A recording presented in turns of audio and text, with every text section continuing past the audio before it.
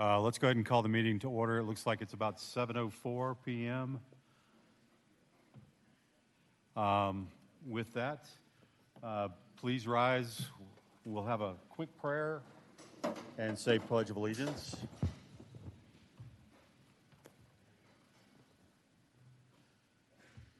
Heavenly Father, as we gather today for the Planning Commission meeting, we humbly ask for your guidance and wisdom in our deliberations. Grant us discernment to see the needs of the community clearly and the foresight to make decisions that promote responsible development while honoring the character of our county.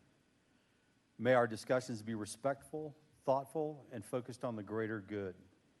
Help us to listen attentively to all perspectives, weigh options with fairness, and ultimately choose what is best for the future of our community. We thank you for your presence with us and ask that you bless our work here today. Amen. I pledge allegiance to the flag of the United States of America and to the republic for which it stands, one nation, under God, indivisible, with liberty and justice for all. Please be seated.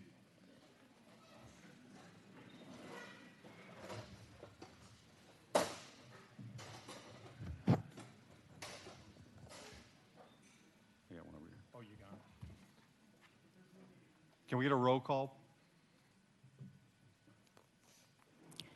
Kevin Kirkwood. Present. Robert Politic.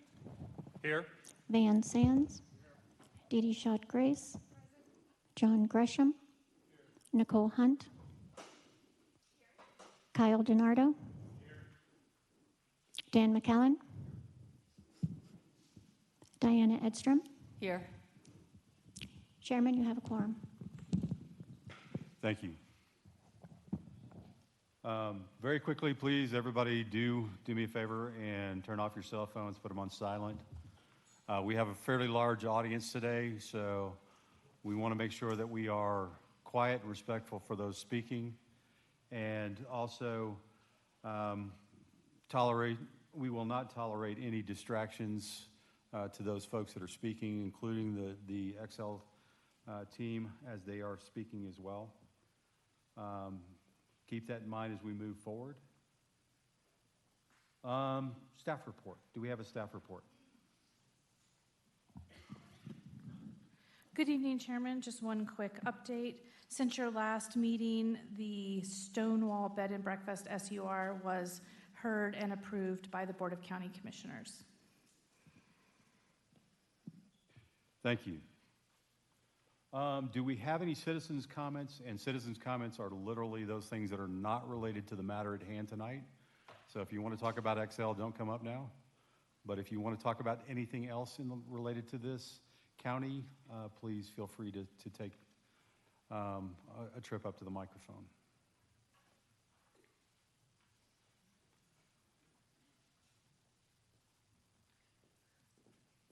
Please state your name and address, and we'll hear you.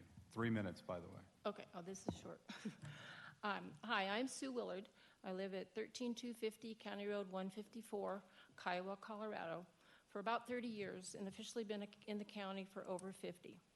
I would like to thank the Planning Commission for listening to the residents that live within 5 miles of the proposed solar farm on the Kiowa-Bennett Road and County Road 154. And for following the Elbert County zoning regulations, Article 3, Section 5, Special Use Review Criteria, A through H in particular. You were bombarded with over 2,500 pages of information on a mega utility industrial project proposal only 5 days before you had to make a decision that affects the lives and livelihood of many. You were specifically concerned about A, the use being in harmony and compatible with the surrounding area and neighborhood, as well as other items including the burden on traffic, existing roads, sanitation, water for the septic system, adequately landscaped and buffered, and not detrimental to the present or future inhabitants of Elbert County. You exhibited true concern and care for the area of Elbert County that this project will be built and the neighborhood it affects. I have to believe that you felt as gut-punched as we did with the decision of the Board of County Commissioners. Being a longtime Elbert County resident, it's hard to watch the county go from rural to suburban. The Kiowa-Bennett Road being turned into a utility thoroughfare despite the families that chose years ago to build their places near and off this road. Again, thank you all for your time, effort, and careful consideration in review of the thousands of pages of information you were given on that project. Thanks. Would anybody else like to speak? With that, I'd like to close citizens' comments. And we have approval of the meeting minutes from the May 6th meeting. Has everybody had a chance to review, look through? Any comments? Go ahead, Diana. Diana Edstrom, could you take a look at, sorry, way too many pieces of paper here, on the vote for the bed and breakfast. You had down here under my no vote, zoning regulations, it says auxiliary dwelling unit. It should be accessory dwelling unit. And also, on the previous page, there were comments on there for both myself and Ms. Hunt requesting staff to present approximate frequency of events. I don't think I spoke on that.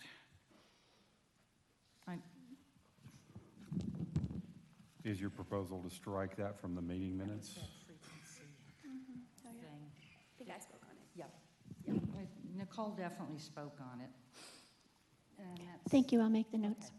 That's it. Thank you. Any other comments? Then I'll hear a motion.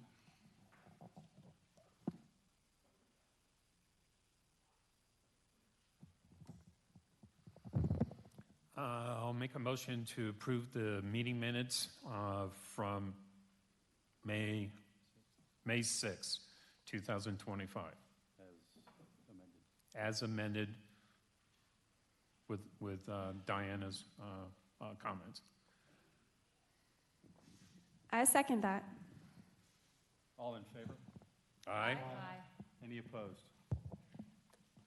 Hearing that, the meeting agenda is approved. And with that, I'd like to open up the public hearing process. Please note that this is a quasi-judicial function. This group is here to look at the matter at hand, the XL Power Pathway SUR and 1041, Major 1041. We are here to judge the merits of the case and whether the case has met the criteria associated with the SUR and the Major 1041. Our job is to look at those elements and make sure that they fit the community, fit the county, fit the plans that we have in place. And please note that that's what we do. At the end of this, we will make a recommendation. That recommendation will either be to approve with mitigation, or deny.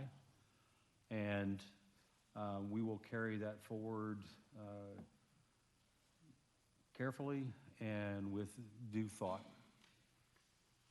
That being said, Stephanie, I believe you're going to lead the opening statement as the staff.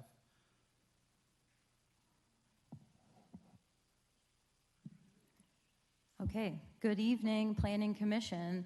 My name is Stephanie Blahoviak, and I am a certified planner, land use planner. And I work for SWCA Environmental Consultants. SWCA was hired by Elbert County and is contracted with Elbert County to complete the review for the Excel Colorado Power Pathway 1041 permit and SUR permit that you are making a decision on this evening.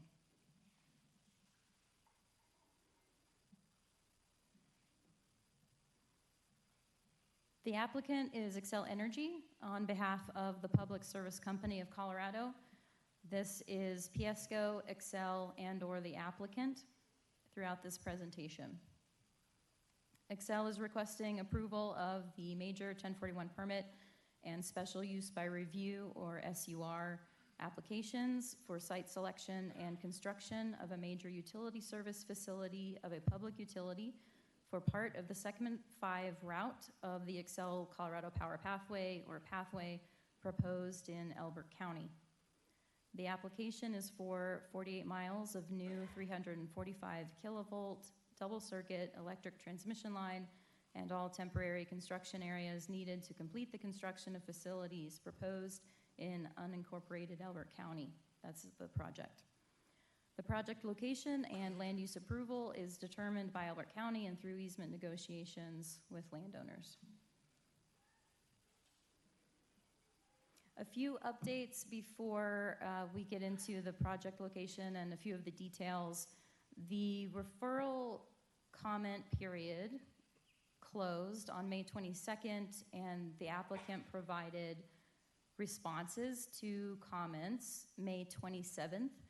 May 27th was also the day that the staff reports were due for the packet and posting.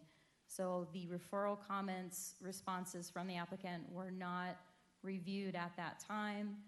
The information, though, has been reviewed since then and is updated in this presentation for you today. The project location is starting in northwest Elbert County at County Road 194 and County Road 129, traveling south to Kiowa, southeast along Colorado Highway 86, and then south to approximately Simla. The size is linear miles, about 48 miles. The zones, zoning districts, primarily agriculture A, as well as residential agriculture RA, residential agriculture 1, RA1, and portions of the economic development zone, EDZ. The approximate footprint is about 310 acres of temporary disturbance and about 97 acres of permanent disturbance.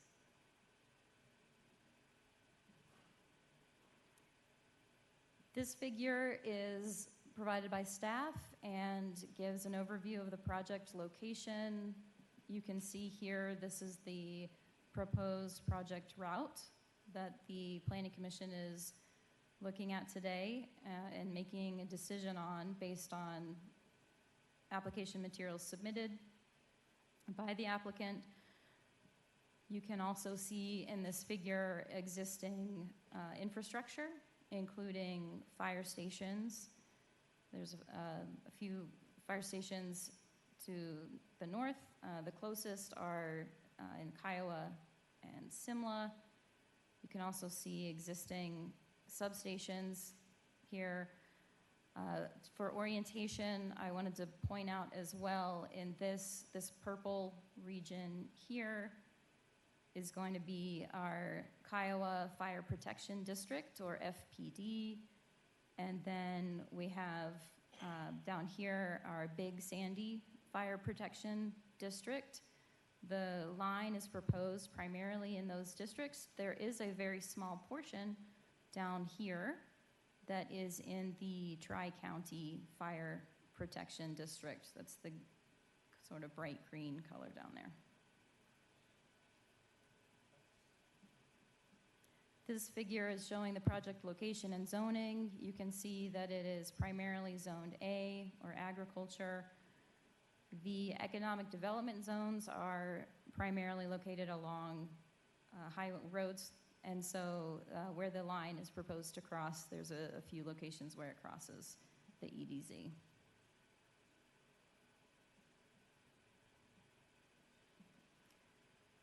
For more orientation and context, the project location and school districts, we have Kiowa School District here and Big Sandy School District down here.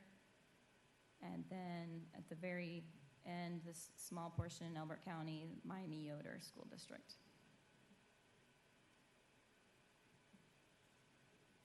The land cover is primarily herbaceous vegetation, mostly native grasses, shortgrass prairie, cultivated crops, as well as some shrubland.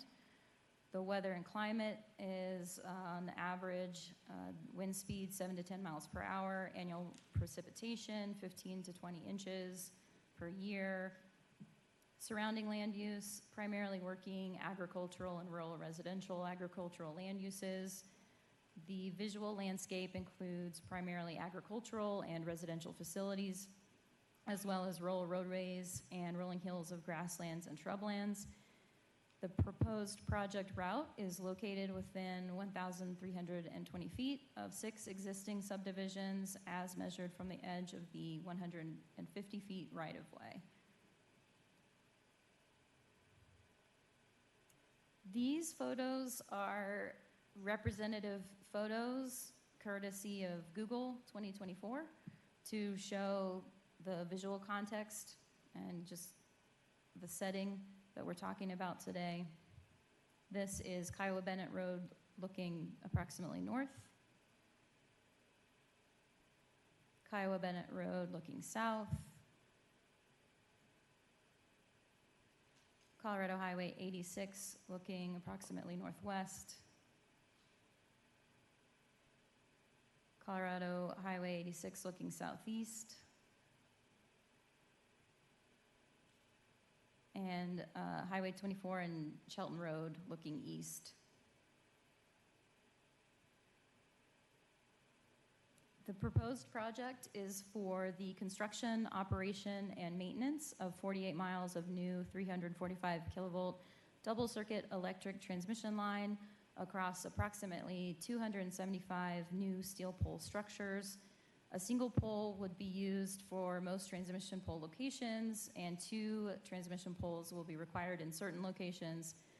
Each transmission pole would be placed on a concrete foundation, and the transmission poles will be weathered steel and brown or rust color. Typical pole height is between 105 and 140 feet. The anticipated right-of-way needed is 150 feet total width, or 75 feet on either side of the transmission line corridor center line, and the span length between poles is typically 950 feet. This is a typical transmission pole configuration provided by the applicant in the application narrative.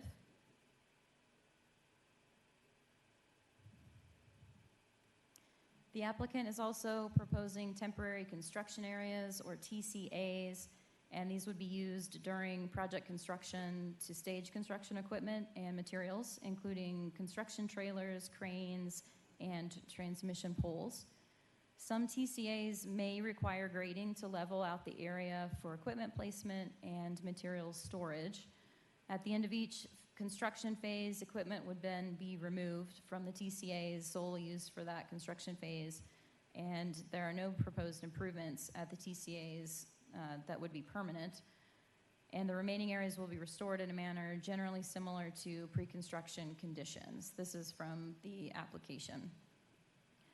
Construction contractors may utilize temporary concrete batch plants in the TCAs during construction and to produce concrete needed for transmission pole and substation foundations. Concrete batch plants typically consist of various equipment and materials needed to make concrete, for example, mixers, batchers, conveyors, stackers, bins, heaters, chillers, silos, controls, and dust collectors. Typical examples of temporary or mobile concrete batch plants are shown here, just as an illustrative tool to understand what that might look like in those TCAs.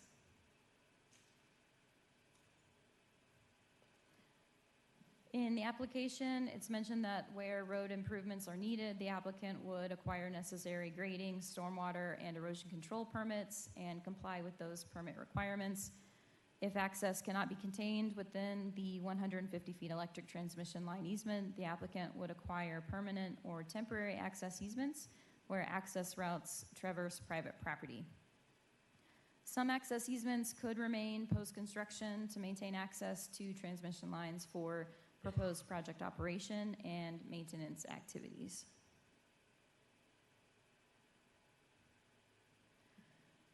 Some background on this project. The Colorado Public Utilities Commission, or CPUC, in June 2022 provided written approval of the Certificate of Public Convenience and Necessity, or CPCN, for this proposed project. Elbert County completed 3 rounds of completeness review of the permit application materials. The Excel Project 1041 and SUR applications have not been deemed complete by Elbert County. However, Excel has chosen to proceed with the incomplete applications to public hearing.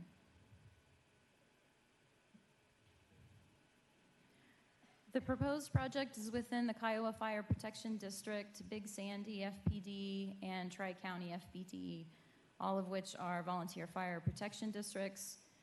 The applicant has not submitted signed fire prevention and safety agreement forms from Kiowa FPD or Big Sandy FPD, and the Elbert County Zoning Regulations, or ECZR, Article 2B, Table of Submittal Documents, Number 11, Proof of Fire Protection, ECZR Article 2B, General Requirements 1, ECZR Article 2H, General Considerations for Every Application 2, are cited as the codes requiring that.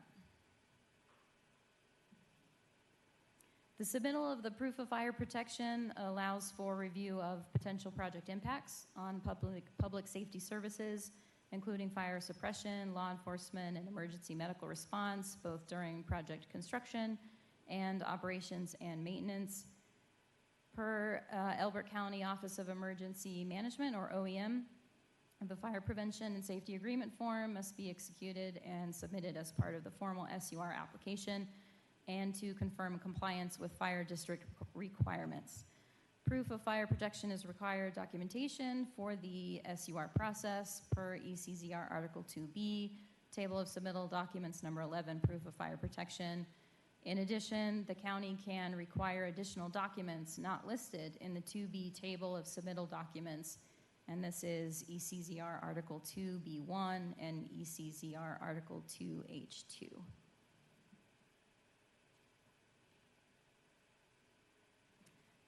The Elbert County Zoning Regulations, Article 17, revised September 14, 2022, otherwise known as County 1041 regulations, are applied in addition to all other Elbert County regulations. Proof of fire protection allows for the review of the existing capacity of and demand for local government services, including the emergency services, and potential effect of the project on the demand for local government services and the capability of local governments to provide services and how those potential impacts will be overcome. This is the County 1041 Regulations F relationship to other regulations. County 1041 Regulations J, application process 15, and local government services.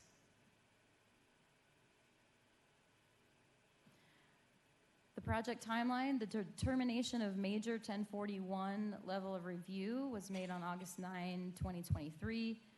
The pre-application meeting was held July 25th, 2023, and the applicant completed community meetings in 2023 on October 10 and October 18.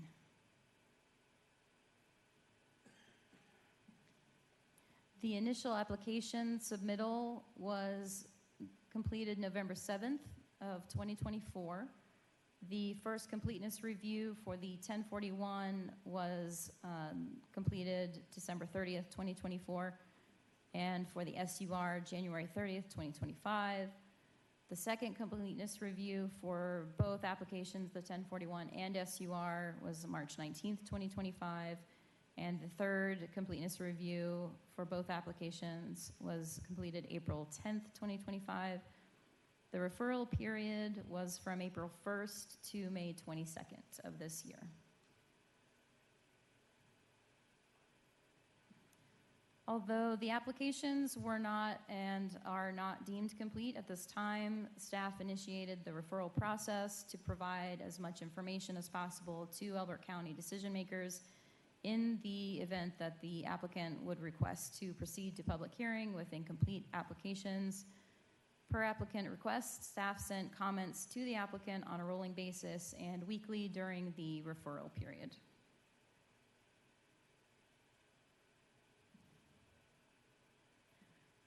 A quick summary of the community meetings that were held on October 10th, 2023. The application materials report this was in Simla, and there were approximately 105 attendees.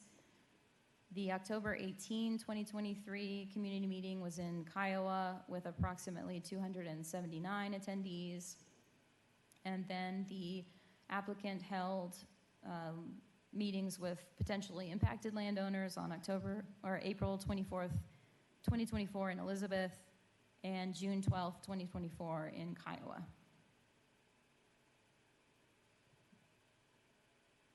During the community meetings, the concerns and questions raised included impact on property values, visual impacts from the project, health and safety concerns, renewables development, agricultural operations disruption, route location, and why the route was not continued further east of Simla, who the project benefits, Front Range populations versus Elbert County, feeling as though they're not being heard, undergrounding of transmission lines, construction, traffic impacts, wildlife impacts, environmental impacts, fire risk safety mitigation concerns, and noise impacts.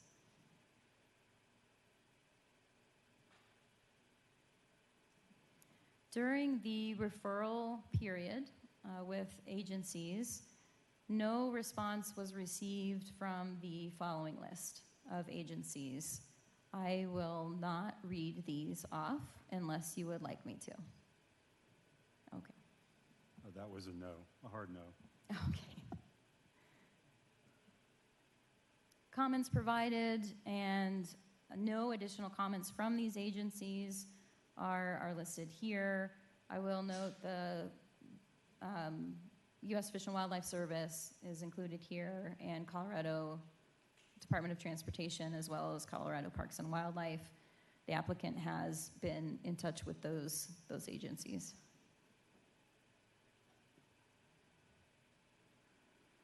Comments that have been acknowledged and addressed since the staff report was included in the packet and to the Planning Commission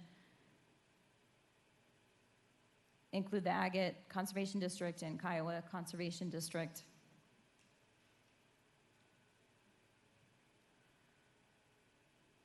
There are some comments outstanding from referral agencies at this time that have not been acknowledged or addressed to date by the applicant. This could be no response, or it could be staff not knowing what the resolution is or status of with the commenter, the commenting agency. For the Natural Resource Conservation Service, or NRCS, this has to do with a comment regarding crossing a wetland reserve program easement along Colorado Highway 86. The Colorado Department of Public Health and Environment, or CDPHE, there are some unresolved comments about the Air Quality Control Commission and QCC regulations. There was no response from the applicant included in the response documents sent from the applicant. There are unresolved comments from Elbert County regarding the proof of fire protection. The applicant has acknowledged these comments, and the comments remain unresolved at this time. The Elbert County Public Works Department, there are outstanding comments regarding details informing the development of the road use agreement and the development agreement. The applicant did meet with Elbert County Public Works and the county attorney on May 20th, 2025. Comments remain unresolved at this time. The Big Sandy Fire Protection District / Simla Fire, there are unresolved comments regarding transmission line fires, welding permits during construction activities, fire behavior, locations of wildfire detection cameras on poles, and other topics. The applicant acknowledged and responded to comments. However, the resolution status with the agency is not known. This is the same for the Kiowa Fire Protection District. Core Electric, there seem to be unresolved comments regarding transmission line easements and encroachments. The applicant did acknowledge these comments and met with Core on May 20th, 2025. The resolution status with the commenting agency commenter from Core is not understood by staff at this time. And then the Kiowa School District, there are unresolved comments regarding project proposed proximity to schools and health hazards and threat of fire. And there was no response from the applicant in the response document sent.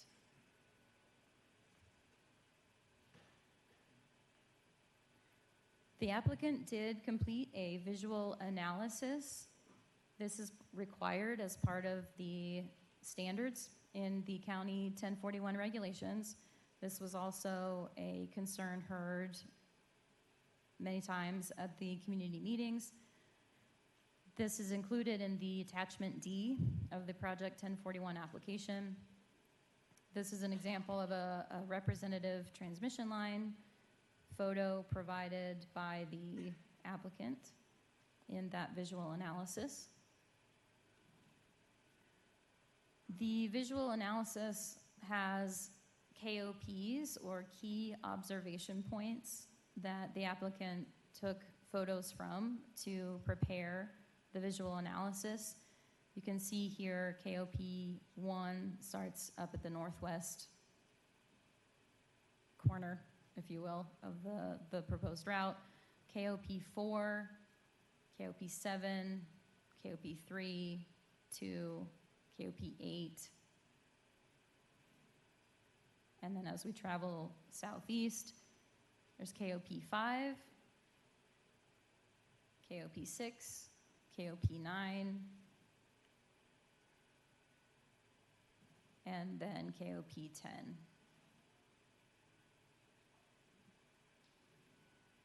In the visual analysis, there are before, existing conditions and then simulated condition.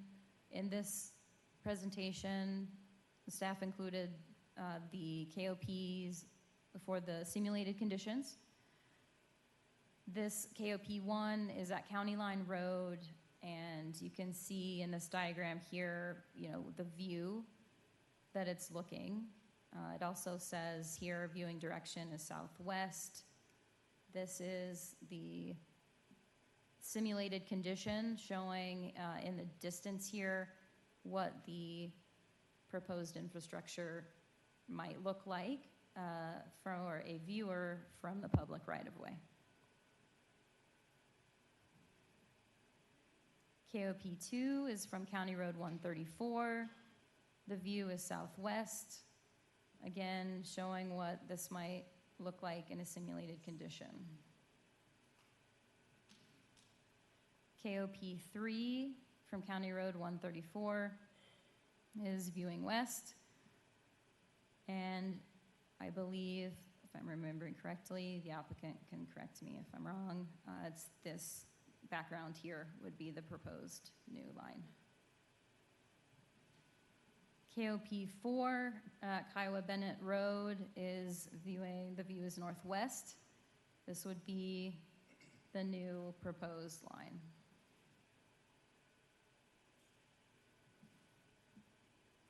KOP 5 is at Colorado Highway 86, and the view is west, showing what the new infrastructure might look like from the public right-of-way. KOP 6 from Highway 24, the view is east, and it would be this line back here proposed. KOP 7 is at Kiowa and view looking southeast. KOP 8 is at Highway 86, looking west. This is the simulated condition here.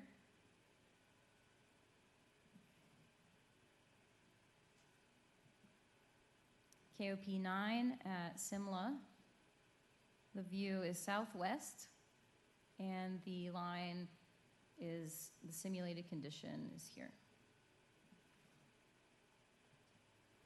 KOP 10 is at Kendrick Road, and the view is northeast, with the line shown here.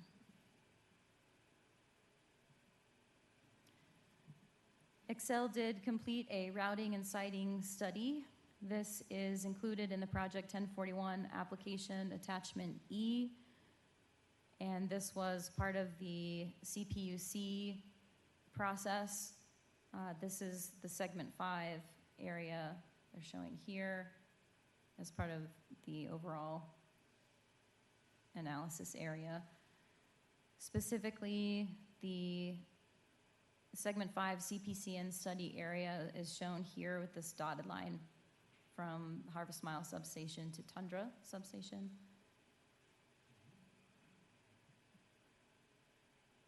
There was a study area expansion in the fall of 2021.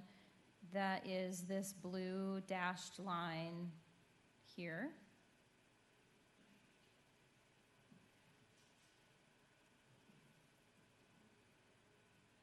During the completeness review process there and during the community meetings and subject matter expert review, there were questions and comments made regarding fire risk mitigation and response. The applicant did respond with a project wildfire mitigation plan and provided a copy of the state wildfire mitigation plan that is under review or being updated currently with the Colorado PUC. Elbert County has unresolved comments on proof of fire protection, and the request was made for proof of fire protection by submitting the signed fire prevention and safety agreement forms and a description of all the coordination efforts completed to date with Elbert County emergency responders, fire district personnel, and the work plan between local fire departments and the applicant should an emergency situation arise during project construction activities or during the project operations and maintenance. And the code citations of that request are included here. I won't read them out. Unresolved comments from Elbert County OEM. First, a statement: Elbert County strongly supports the inclusion of fire mitigation technologies such as weather stations and cameras for the project. These tools will enhance real-time monitoring and improve emergency response capabilities. Elbert County requests that the applicant provide the following, and this was in the original December completeness review comment document. A commitment to install and maintain weather monitoring stations along the transmission line route to support wildfire prediction and prevention efforts. A commitment to install N5 sensors throughout the transmission lines. A detailed plan for deploying AI-based fire detection cameras to identify and report fire activity quickly. Proof of vegetation management commitments, including timelines and methods for weed control, mowing, and other wildfire mitigation techniques. And Excel needs to maintain the area under and around the power lines with regular mowing services, wildland fire mitigation techniques, and weed control to reduce growth and fire risks. A statement of willingness to update Excel's plans based on new technologies or evolving fire risks to ensure long-term safety and effectiveness, and locations of the wildfire detection cameras on poles identified for the project.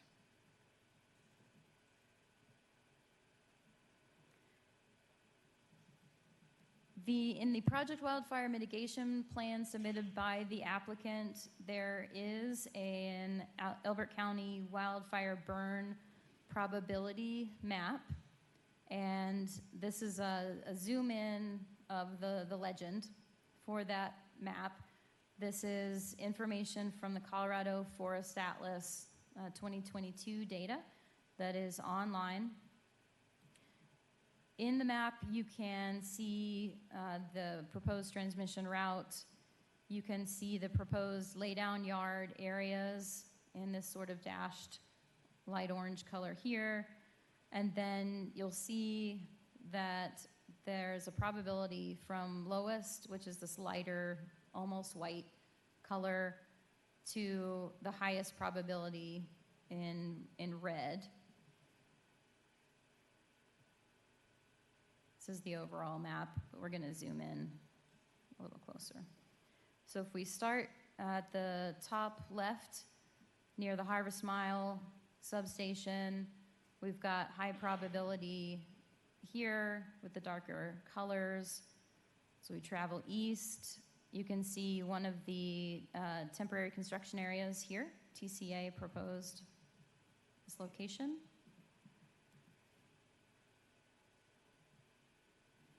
And then traveling south-southeast, the colors change and become a little lighter,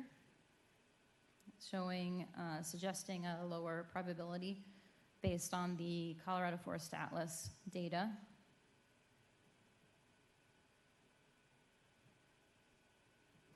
Traveling closer to Kiowa, you can see the colors become a little lighter as well. There is another TCA proposed here.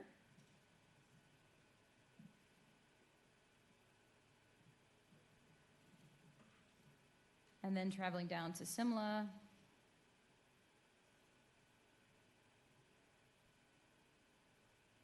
Continuing south.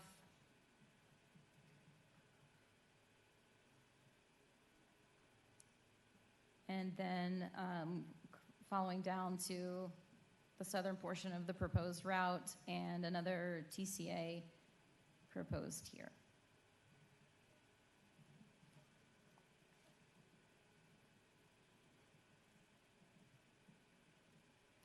Some of the information requested during the completeness review process was a request for more detailed, higher level of detail for analysis of risk and to inform the mitigation or not for wildfire, whether through cameras or weather stations, et cetera.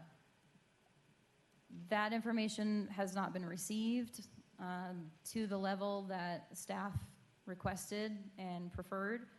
We have prepared some additional information that was also pulled from online data and the Colorado Forest Atlas and just publicly available data.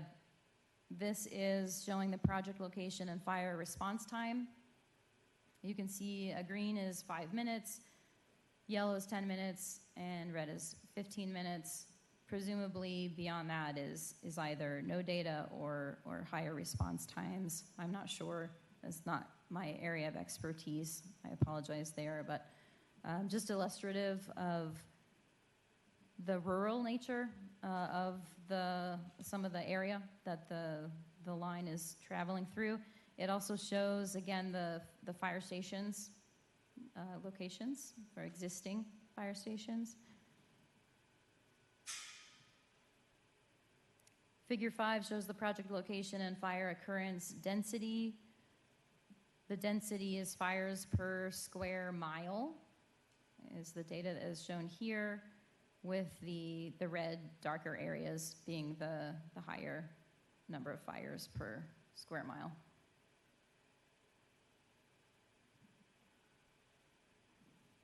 Part of what can be helpful in assessing the context and potential risk in an area is there's this Scott and Bergen fire behavior fuel model. A lot of I don't know what happened there. The fuel is part of what goes into the potential for wildfire in an area. You can see it here. It's mostly these GR numbers, which is grasslands and or shrubland.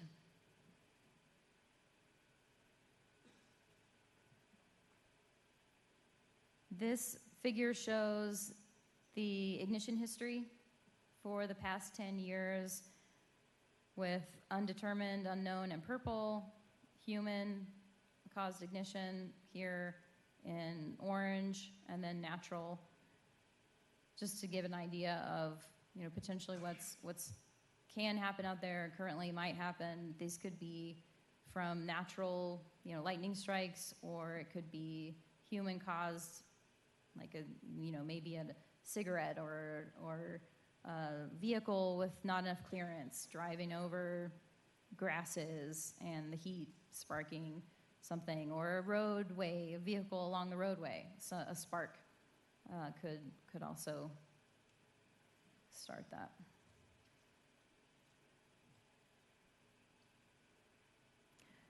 One of the comments that was made along the way was that the probability map is based on a methodology and data, but it doesn't necessarily show the whole story. And part of assessing wildfire risk is the behavior and anticipated what might be the behavior if something did occur, and the rate of spread. And the rate of spread is shown here from this scale. It goes up to greater than 60 chains per hour. This is the metric that the fire folks use. A chain is approximately 66 feet, I believe, so that's an estimate of 66 feet per hour are chains. And so you can see as you move south-southeast, it actually, the burn probability map shows maybe potentially decreasing, but the rate of spread estimate actually increases from south to southeast with this darker orange, going into the 12 to 40 chains per hour and 40 to 60 chains per hour.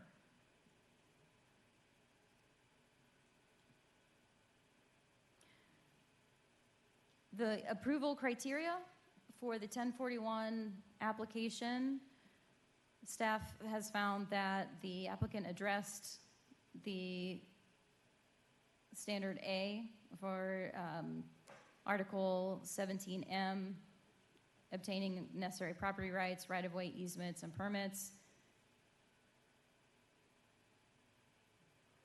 B, protecting water quality and supply. The applicant has addressed this criterion. Staff has found that the applicant has not met the C for no significant risk from natural hazards. The applicant has not submitted the requested level of detail of information for proof of fire protection or risks associated with fire behavior and the risk analysis. And there are unresolved comments from the fire protection districts and Elbert County related to those items and what the risks might be. Criteria D, general conformity with master plans. Staff found that the applicant has addressed this. For E, no significant adverse effect on local services or capacity of delivery systems. Staff has found not adequately addressed for this criterion. Again, for the level of detail for the proof of fire protection and the signed agreement forms, it's not clear what the potential project impacts might be on Elbert County public safety services, fire prevention, response, suppression, and emergency medical response for during construction and during operations and maintenance.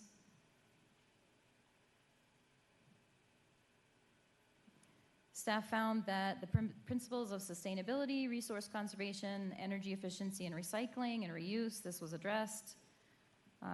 That the project will not degrade the environment, this has been addressed, and will not negatively impact high priority habitat. Staff found this criterion as addressed. I, will not cause a nuisance as defined by code. This has been addressed. Will not degrade areas of paleontological, historic, or archaeological importance. This has been addressed. Necessary to meet development and population demands. This has been addressed by the applicant. And will not result in unreasonable risk of release of hazardous materials. This has been addressed by the applicant. For the approval criteria in 17M2, this says that the project would not create financial burden on the county. Staff has found this is not adequately addressed. The applicant has not submitted the requested level of detail for that proof of fire protection or the risks associated with fire behavior and the risk analysis, and to determine if the proposed project would create an undue financial burden on existing or future residents of the county to address fire prevention, response, and suppression activities within and adjacent to the proposed project. Criteria B, the project is technically and financially capable. The applicant has addressed this. The applicant has expertise and financial capability to develop and operate the project. This has been addressed. Will not degrade any sector of the local economy. This has been addressed. Will not degrade quality or quantity of recreational opportunities. This has been addressed. For criterion F, benefits outweigh losses.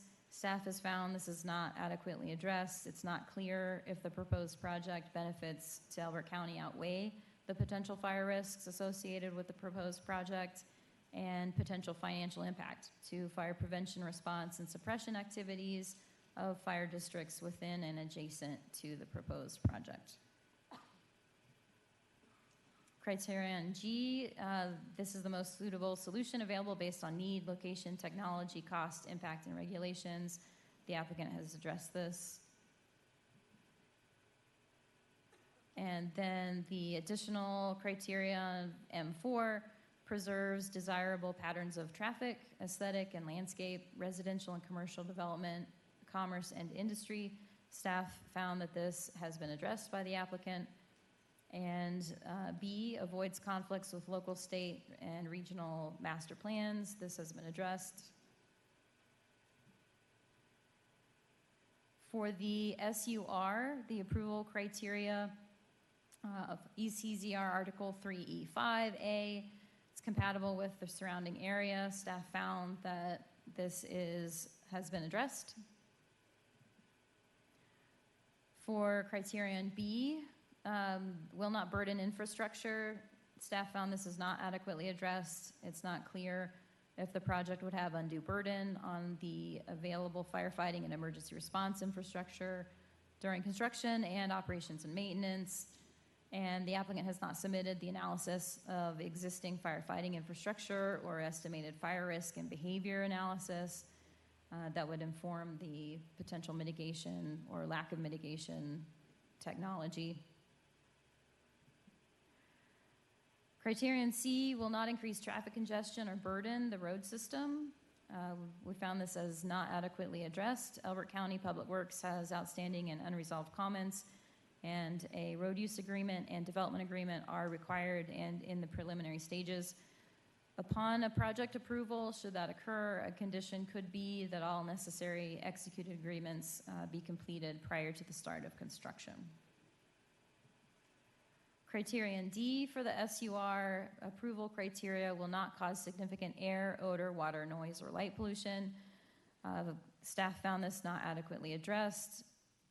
Although review by subject matter experts shows that it's not anticipated that the project would result in significant air, odor, water, noise, or light pollution beyond an acceptable level per county regulations, there is the outstanding unresolved comment from the CDPHE on the air quality regulations, and the applicant has yet to provide the formal response to comments from this agency. For criterion E, the sanitation requirements will be met. This has been addressed. F, the use will be landscaped, buffered, and screened. This has been addressed by the applicant. Criterion G, that will not be detrimental to health, safety, or welfare of Elbert County residents. The applicant supplied the SUR application and narrative and many attachments.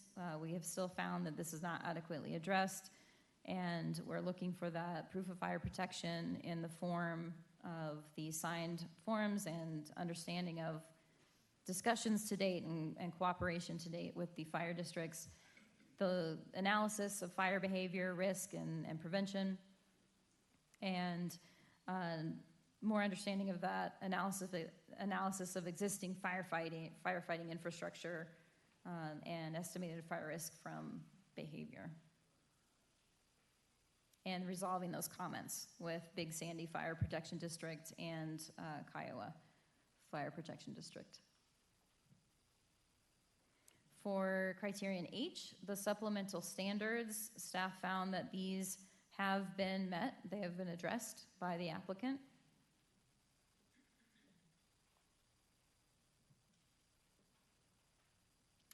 Based on review of the application materials, review by applicable Elbert County departments and outside agencies, and consideration of the approval criteria, staff recommends the Planning Commission make a recommendation of denial for the Excel Colorado Power Pathway Major 1041 Permit Application 1041-2024-9235. And also, based on review of the application materials, review by applicable Elbert County departments and outside agencies, and consideration of the approval criteria, staff recommends the Planning Commission make a recommendation of denial for the Excel Colorado Power Pathway Special Use by Review SUR application, SUR-2024-9236. The applicant is here with a presentation and subject matter experts to answer questions. Staff is also available to answer questions. This concludes the presentation. Thank you, Stephanie. Appreciate that. Applicant, would you like to present? And please do us a favor and introduce your entire team when you do this so that we know who's playing and who's doing what. Thank you.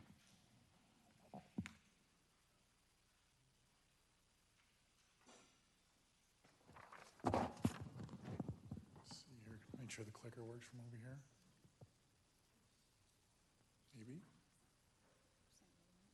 Here we go. Well, good evening.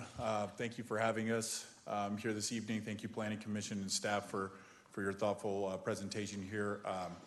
I'll kind of go into our portion of the presentation here this evening, and then also to your request here, kind of go through some of the representatives that we have here for Excel Energy from subject matter expert, and also the two presenters here this evening. So I'll start with introductions. My name is Andrew Holder. I'm the Director of Community Relations and Local Government Affairs here for Excel Energy Colorado. I am joined here as a co-presenter here this evening with Jen Chester. She is our Senior Manager over Siting and Land Rights. Here at our table here, we also have Julie Stencil, who is with our internal legal team. I have Delaney Salvage here as well. She is a Siting and Land Rights Manager. And I also have Patrick Kursick, he's our Senior Director over Wildfire Mitigation, Strategic Planning and Organization. I'm joined here by a number of different colleagues here behind me as well. We can introduce them as they come up to speak or answer any questions. We have external lawyers that are here with us. We also have a number of our project managers with us as well. Additionally, we have some of our staff support from Tetra Tech that has been helping us with some of the application requests that we've been going through. And then we also have several other SMEs in regards to specific questions that you guys might have this evening. Andrew, if you don't mind, go ahead and just quickly name and what they do to the team. I know it's not easy, but please. No, you're good. We brought a large conglomerate tonight, so I appreciate your guys' patience here today. I got Brendan Deagle here this evening. He's our Regional Vice President over our transmission services here today. I also have Parker Warzak. He's our Senior Engineer over our transmission project planning team. Let's see. I don't know if you can see them. Why don't you have them stand up? Yep. Parker Warzak, Transmission Engineering Manager for Excel. Brandon Deagle, Regional Vice President, Transmission for Colorado. Stefan Grenier, the Pathway Construction Manager with Excel. Sasha Archie, I'm the project manager. I'm sure the folks on the phone can't hear. So if we continue no, don't hand the mic off. Just go ahead and continue the introductions, have them stand. I think that will help. Thank you.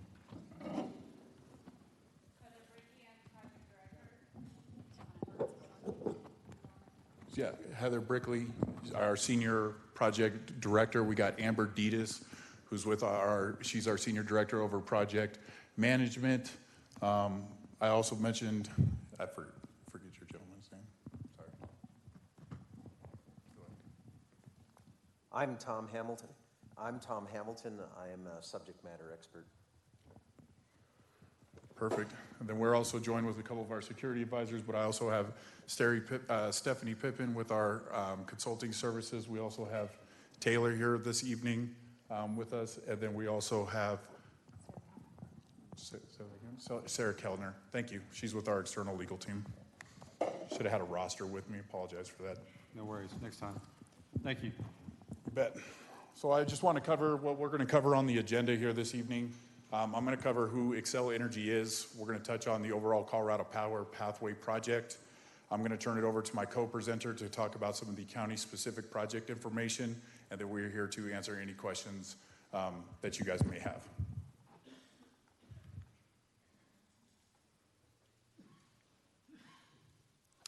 So who Xcel Energy is. Here you can see on this presentation slide, we serve 1.5 million electric customers here in the state of Colorado, 1.4 million natural gas customers, and then I want to highlight that last pillar there, which is we have a 99.9% electric reliability rating. That's, we really pride ourselves in regards to that third pillar. When our customers hit their light switch when they get home from a long day of work, they expect their lights to turn on. We are able to deliver that at 99.9% of the time. Additionally, I want to just kind of cover some of the things that we've been able to do specifically here in Elbert County from a county engagement and partnership. We've been proud partners with the Elbert County Fair for the previous 2 years and look forward to continuing that partnership here in 2025. I'd also be remiss if I didn't highlight the partnership we were able to do here at Elbert County with the Wranglers, where we were able to secure a Connex for some equipment storage that they have, and we're going to continue to find partnerships here at the local level as we continue to serve and partner here with the community here in Elbert County.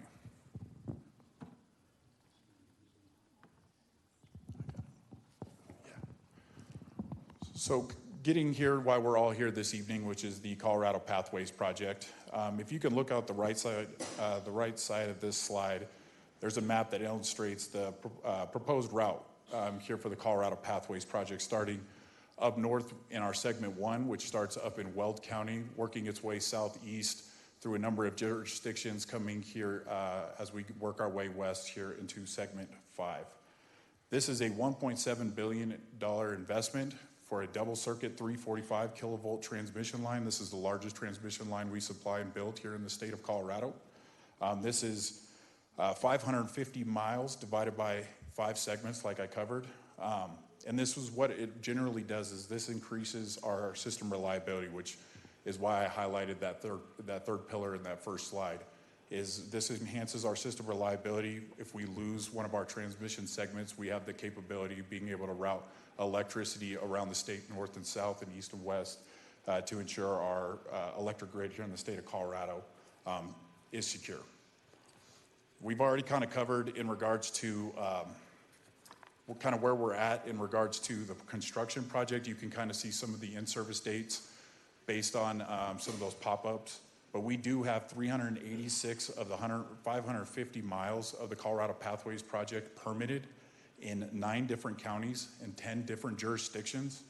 And segments 2 and 3 have been completed and constructed. And we are working our way through segment 1 in construction right now, which is in Weld County. The Pathway Project, it's going to support economic vitality, not only for our state, but it will also deliver significant economic development opportunities here in our rural communities across the eastern and southern Colorado. The project construction will require substantial amounts of contract labor while also providing local jurisdictions and host communities with additional tax revenues and potential employment opportunities. The expected long-term benefits include tax payments to the 12 counties that will be crossed by the transmission line over the lifespan of this project. Just for background and the Planning Commission's edification, utilities such as Xcel are valued or appraised under a method known as unitary valuation, which is performed by the state of Colorado through the Division of Property Taxation. Once the state establishes Xcel Energy's values of its assets, it then allocates that value to each county where Xcel Energy owns property. For example, here in Xcel Energy in 2023 paid a little over $2 million to Elbert County in property taxes for the existing infrastructure that we have in the county. After construction of the Colorado Pathway Project in Elbert County, Xcel will pay an additional taxes on the valuation of our new facilities. This amount is estimated to be approximately 1.26% of the installed cost of the Pathway Project. This is also in addition to the $2.5 million of the impact fee that we are anticipating for the project itself. Your planning staff did a great job kind of covering some of the articles that we included in our application process, which included an Elbert County specific wildfire mitigation plan. This provides both a plan for addressing fire protection coverage in the project area, as well as Xcel Energy's construction and operation wildfire mitigation plans for the Pathway Project in the county. Xcel Energy acquires a significant amount or a sufficient width of easement area around its facilities to safely maintain the area consistent with federal and industry standards. The Pathways Project will be a new facility, which means it is going to be up to date with new safety standards, which will be built with fire-hardened infrastructure and will be inspected on a regular cadence. This last slide has a lot of numbers, but I wanted to just highlight a couple of different things. I think here in Elbert County in specific, we've done 12 different public meetings, 5 of those virtual town halls, 7 in-person open houses here in Elbert County. We've had over 671 in-person open house attendees, and we've also received 278 public comments from constituents here in Elbert County on this project. We did mention the 2 in-person community meetings to suffice the application request, but we also have ensured that we have heard from the community by bringing out some of our senior leadership. I know Sandra Johnson, our Senior Vice President of Transmission, also Robert Kinney, our operating company president, has been out here to landowner meetings to hear specifically from the residents here in Elbert County to ensure that they feel heard, adequately heard, and ensuring that we continue to partner with the community here in Elbert County to get this project rolling. So with that, I will turn it over to Jen Chester here to cover some more of the Colorado Pathways specific projects.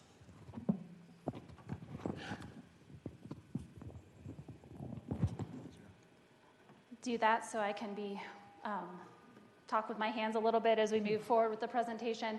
That was the last slide Andrew was presenting, but I have several more to share with you this evening and speak through. Starting with the routing and siting process for the project, we began in 2021 with the development of our study areas, 20 miles wide at that time, connecting the substation endpoints. So for segment 5, that's Harvest Mile to the north in Arapahoe County, Tundra and Sandstone to the south in Pueblo County, 20 miles wide between those locations, and that is what was initially filed with the PUC and our CPCN. Within those 20-mile wide study areas, we gathered data from a number of sources. We field verified information, categorized that information based on its compatibility with construction and operation of a transmission line. And then we drew preliminary transmission line route alternatives within that study area based on a suitability analysis, and narrowed that to share with the public through those virtual and in-person open houses that Andrew shared. We started those in the summer of 2021 with the initial project introduction. We hosted virtual routing sessions in fall of 2021, as well as began our in-person open houses at that time. Within those study areas, we continued that evaluation of those links by comparing them and eliminating links that had greater impact to resources that we identified, or change them based on public feedback. This is detailed in our 100-page routing study that staff mentioned was included in our application filing for both the 1041 and then in response to comments on the special use review.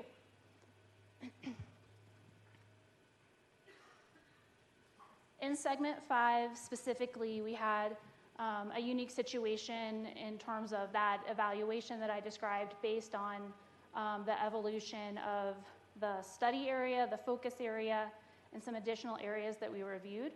Staff touched on this in their presentation, and then this slide shows further evolution of that study area over time and in coordination and communication through the public stakeholder process and engagement process that we had.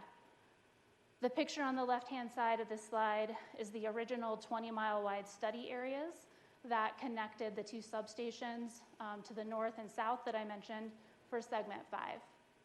We then narrowed that 20-mile wide area to what was called a focus area, shown in the second column on that particular slide, where we identified preliminary transmission line options within that. Subsequent to that narrowing, we then further expanded our study area again to include areas in the hatching in that third column. Those additional areas were to the west and to the northeast and a little bit to the east. We continued to add and change the evaluation area as we move to the right on this slide to the next 3 columns, further removing area to the west, primarily related to a number of concerns, including Air Force Academy training areas, and then other development concerns in that area. We added and reviewed an additional area to the east, known as the Eastern Review Area, which is in that next to last column, ultimately landing with the preferred route that is in the applications in front of Elbert County currently, as well as the other jurisdictions in segment 5. In that routing analysis, we evaluated over 1,200 miles of route options in segment 5. Over 500 of those miles were specifically in Elbert County, so nearly half. We evaluated 4,000 square miles of study area in total in that evolution. 1,500 square miles of those were in Elbert County.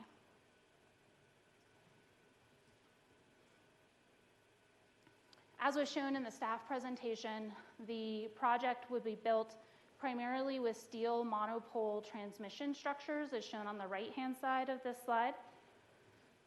At turning points in the line, we would have 2-pole transmission structures, but those would be less frequent. Also, as discussed in the earlier presentation, the poles are estimated to be typically 105 to 140 feet in height. They'll be placed in typically 150-foot wide right-of-way, 75 feet on either side of that center line or the pole. Roughly and nearly 1,000 feet between spans, 950 being typical. Also, as mentioned, the poles will be weathering steel, so they'll be brown or turn brown or rust color over time. We do and are required to design and maintain all clearances as required by the National Electric Safety Code, so our lines are designed to meet those various requirements. The staff presentation showed a number of simulations. We have a selection of those on this slide as well here. Kiowa Bennett Road view in the upper left, County Road 134 in the upper right, a view from near Kiowa in the lower left, and also another view from Highway 86 in the lower right.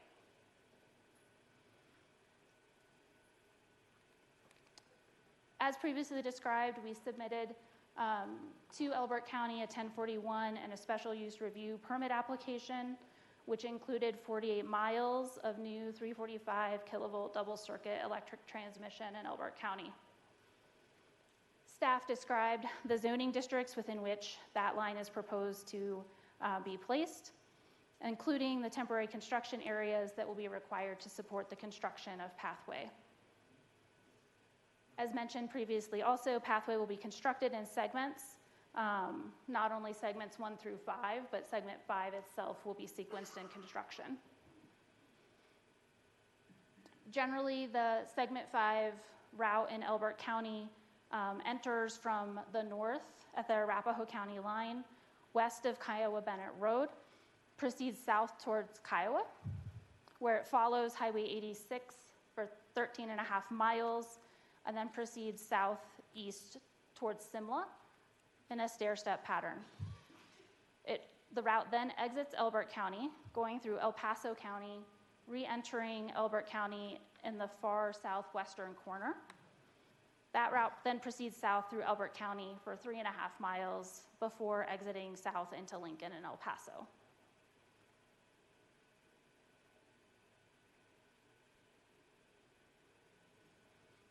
As I mentioned, we began public outreach and the routing evaluation in 2021. In the years since then, we have held over 46 public meetings total in routing the pathway transmission line. 5 of those in person, 5 of those virtual, and 9 in person in Elbert County. In total, we held 20 in-person public meetings in segment 5.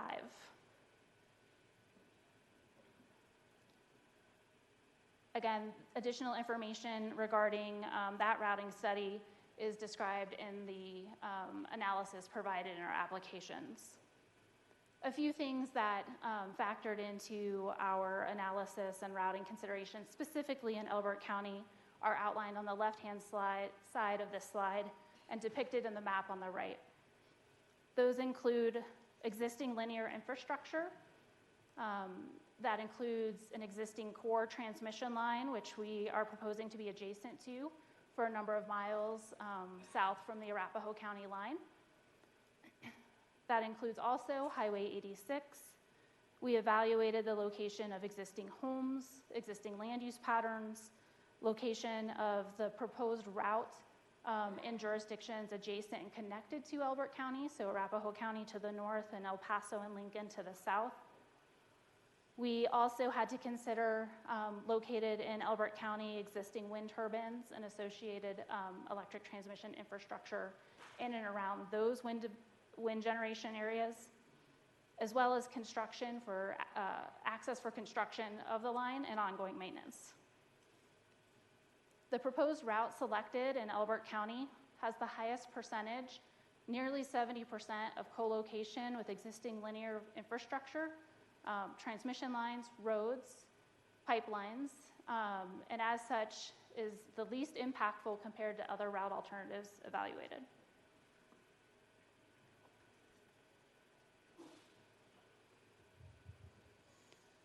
The schedule, as briefly mentioned by Andrew in his presentation for the project, is shown on the right-hand side here, specific for Pathway as a whole. Construction on segments 2 and 3 in eastern Colorado began in 2023, and those 2 segments of line, as well as the associated 3 substations, were just recently placed in service. Construction of segment 1, which totals 90 miles in Morgan and Weld County, is also under construction. That was started last year and is anticipated to be completed in 2026. Segment 4 along the southern portion of the project, which is located in Kiowa, Crowley, and Pueblo counties, is also beginning construction currently. We have received the majority of the land use permits as shown on the map in Andrew's portion of the presentation, which includes approvals in Weld, Morgan, Washington, Kit Carson, Cheyenne, Kiowa, Crowley, Pueblo, Lincoln, and the city of Aurora. 3 of those jurisdictions are located along segment 5.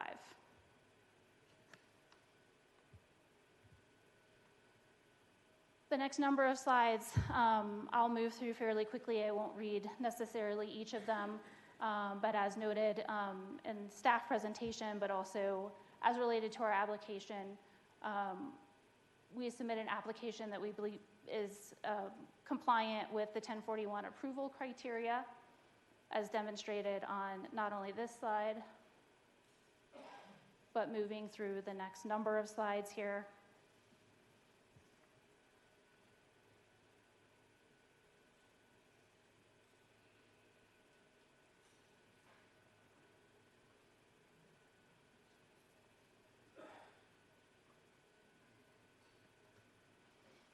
In addition, we have the special use review application approval criteria.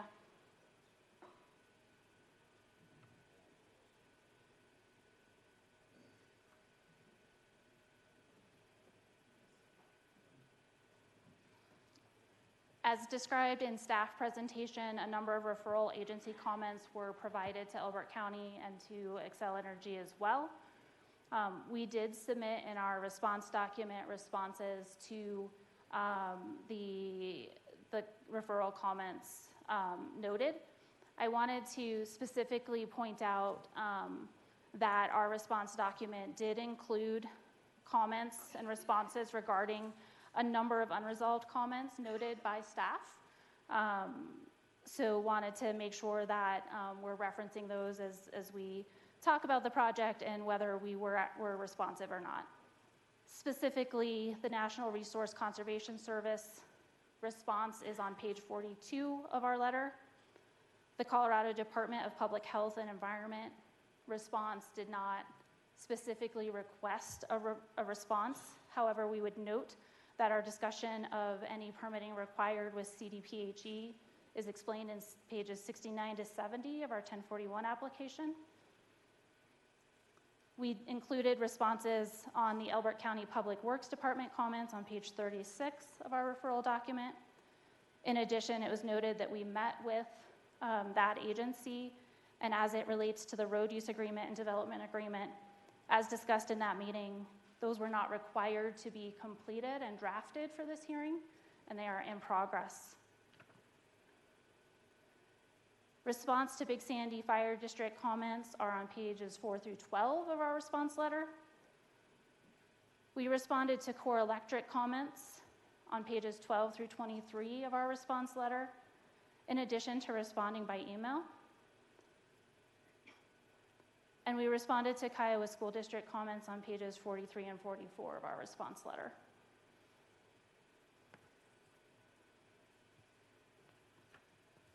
Happy to discuss any of those in more detail related to the comment response on any of those agencies specifically, or to address questions regarding the wildfire items outlined.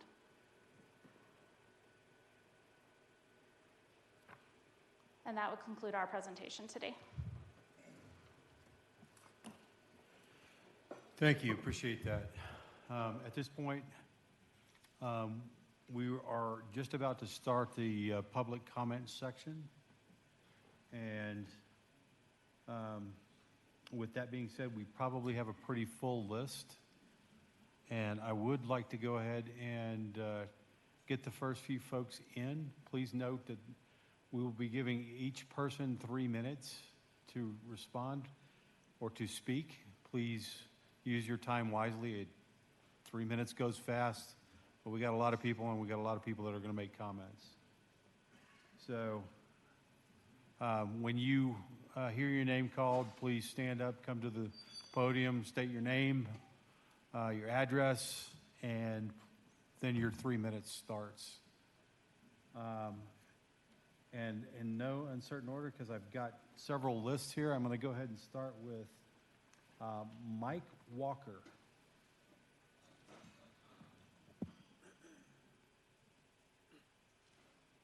Mike Walker, I live in Elizabeth.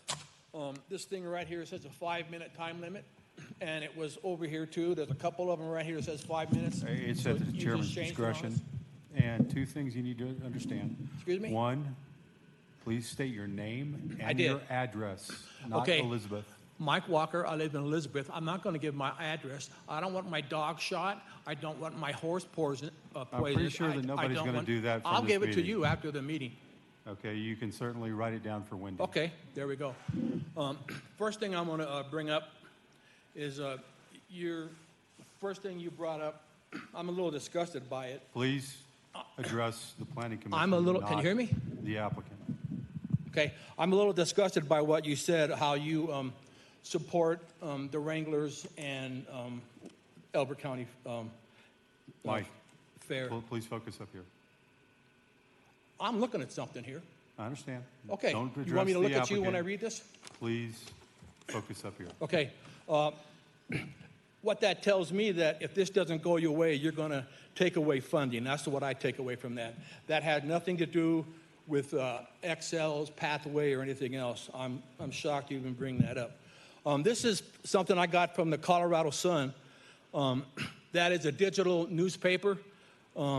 They actually are journalists, and they pride themselves on in-depth reporting. What they wrote here on May 30th, 2025. Excel operates in 8 states, including Colorado. Colorado is the highest earning state for the company, and it generated over 50% of Excel's revenue in January to March of 2025. If you do a little Google, the top CEOs of Excel, the CEO of Excel made $13 million last year. The Exeter VP made $4.5 million. I can just keep going down, but it's just amazing what they're paying people. Okay, that is all from the Sun. Some of the things here, Excel said the county will profit from lines going through Elbert County. I don't know who's going to profit, but I can tell you who will, Excel. I heard some talk about eminent domain. Is it for new roads? Is it for land for a hospital? Are they going to do a new high school? Maybe even a sheriff or something for the firefighters? No. It will be used for Excel to take land from Elbert County citizens who don't want to sell their property. And they're doing that so they can make more profit and sell electricity to Denver and the surrounding cities. I hope Core doesn't sign a contract with Excel, because if we bring up the Comanche, Pardon me, Chair, that's 3 the minutes. Comanche thing, Excel couldn't supply the energy. They had to be sued for $24 million. From the Colorado Sun, Excel made $870 million in profit in 2024. And Excel says it costs too much to bury the lines. That's all I got. Thanks, Mike. Appreciate that. Next up, Sonny Mills. And yes, I finally pronounced your name right, Sonny. Sonny Mills, 27310 Forest Ridge Drive. I have my U.S. Army Corps of Engineers patch on. I know a little bit. First, electricity flows into your house every day, but 345 kVA is called power, not electricity, because it is a vast amount of electricity in one cable, which is extremely heavy. Excel designed these cables 104 feet and more above ground on towers, designed to withstand winds of 95 miles per hour. Elbert County just had 2 tornadoes estimated at the high end of an EF2 tornado with 111 to 135 mile per hour winds. Let me say that again. On the upper end of the EF2 tornado was 135 mile per hour winds. During the bomb cyclone, one rancher located along the proposed power pathway route clocked wind speed at 120 miles per hour. In Houston, towers collapsed in 90 to 100 degree heat last year with 100 mile per hour winds. They were considered hurricane force winds that crumpled and toppled 10 of Houston's 100-foot tall transmission towers in their grid system, causing significant expensive damage, needing weeks of repair. Winds of 75 miles per hour or higher produce huge electromagnetic fields called EMFs, which spark on high-capacity lines. Birds that fly into the field become fireballs, falling into the dry vegetation below and outside of the easement area, causing fires. Fireballs, huge fireballs, have been seen traveling down these EMF lines, setting lower electric lines on fire and blowing up transformers that spark and spread fires at breakneck speed, as we are witnessing every year in North America. Once trees alight, a crown fire happens. When wind and the internal temperature is high, crown fires produce weather such as fire tornadoes. Embers can be carried for miles. We have many miles and ridges full of ponderosa trees. Should be red on their map, just like those in the Black Forest. only 1 mile away from the power pathway. There is a solution being used in Washington, D.C., Chicago, Illinois, with Champlain Hudson Power in New England, in Minnesota, and particularly in California after litigation almost bankrupted Pacific Gas and Electric Company from fires spread by high-capacity lines. Fort Collins, Colorado, has been burying 100% of power lines and electric lines since 2006 in a program that they call Bury the Wires. According to PG&E, undergrounding significantly reduces the risks of wildfires by Pardon me, removing Chair? power lines from vegetation. PG&E says it reduces wildfire risk overall by 99%. No EMFs are produced underground, and there is nothing to burn. In addition, underground lines are less susceptible to damage from extreme weather. So there are way fewer outages. Maintenance is Sonny, greatly are you about to reduced. conclude here? I'm sorry, I was told 5 minutes, so No, I you were told timed 3 myself. minutes at the beginning of this. It's a chairman's discretion, and so it Okay. is 3 minutes. Oh, so what would you like me to do with all this information? It's good information. I know that you've shared it, and please keep sharing it. Keep sharing it? Not in this forum, though.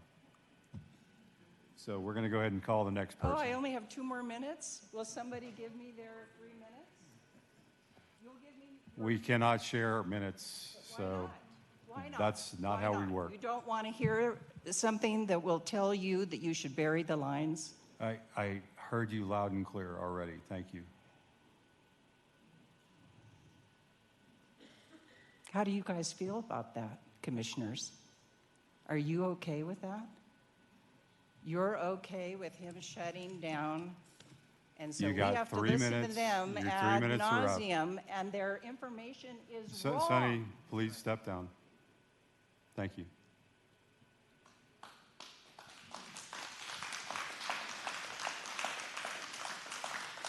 I have 2 names on this next line, and so I'm apologizing up front. I have Peggy and Tim Patskarowski. Would you like to go one at a time, or would you like to go together? One at a time, then. No, it's not 6 minutes.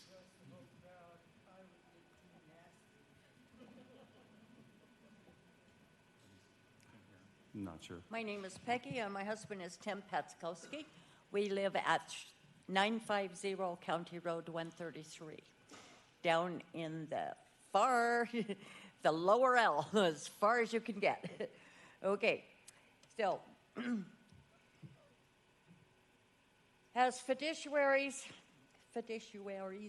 for the people of the Elbert County, the Planning Commission staff and commissioners have an obligation to move forward in the best interest for all county residents and deny the application for a 1041 permit and the SUR due to many negative factors, of which a few are the 1041 regulations revised on 9/14/2022, page 3, 4.5 states, for new transmission lines and wind energy generation facilities and turbine installations, existing easements shall be used to extend to the extent possible, and expansion of existing easements is preferable to acquiring new easements.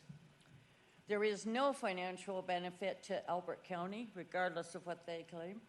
Property values will decrease, which will cause a reduction of revenue for the county and the school and fire districts. The transmission line is a probable fire hazard, and you all have mentioned asking them to comply, I believe the word was, with the fire districts within the line. And I've heard you mention Kiowa and Simla, that they have complied with those, but there is no mention of Tri-County where we live, in the lower L. They weren't asked to comply with them, I guess. It will destroy the viewshed for many miles in all directions, destruction of natural vegetation, disruption of wildlife habitat, The constant buzz of the lines, which increases in volume with wind and/or any kind of moisture, eliminates the peace and the quiet of our little piece of heaven on the prairie. XL states the ownership of the land within the easement remains with the landowner, and the landowner can do nothing on the easement without XL's permission, and XL retains the right to do whatever they deem fit with the easement.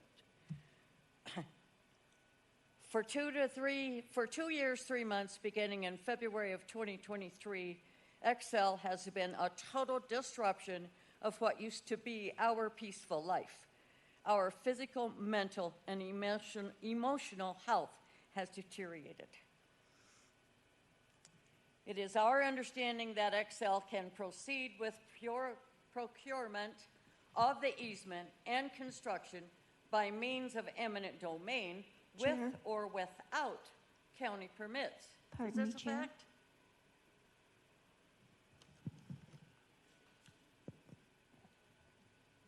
Thank you, Peggy. Tim, would you like to speak? I don't dare open my mouth in public because I would end up in jail before the night. Okay, well, we want to avoid that. So I have Susan Knapp, I believe.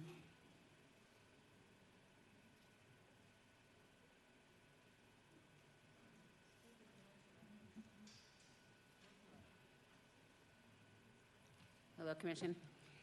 I'm Susan Knapp. I live at 11340 Copper Canyon Circle. We purchased our property 5 years ago before knowing some of this would be happening. And I must admit to you all, I sat on Planning Commission in Arapahoe County for 17 years. So not saying that I remember a lot of it, but I had a few issues here for Excel. First of all, when we say planning is health, safety, and general welfare, I'm not so sure that I understand this as being for the local welfare for our benefits. My second thing is that this is a totally rural community. When you talk about this high of lines, it doesn't feel like a rural. It's much more of a commercial extended feeling. I also know that I've worked with clients that have been so concerned about the EMFs. I actually was on the State Board for American Cancer Society and my local cancer society. Even though we got some information saying the EMFs were not an issue, I can tell you I worked with a radiologist whose wife would have nowhere close to this kind of a project. Our home sits over here up on top of a hill where these will be very obvious. And along the lines, there's so many homeowners, not affecting a few people, we're affecting several homes along the route. Let me see if I had any other extensive use here. Most of us are with rural electric. My concern is down the road, if you've got Excel there, we had some things where if you've got a bigger surface, you sometimes are expected to go to that service and leave the rural. I want to be in a rural community. That's what I'm doing here. You also mentioned the referral agencies you had responded to. I don't know if they were given time for their actual responses to say if they really accepted the responses that you had given them at the time. So thank you. Thank you. Appreciate it. Carrie Giblets.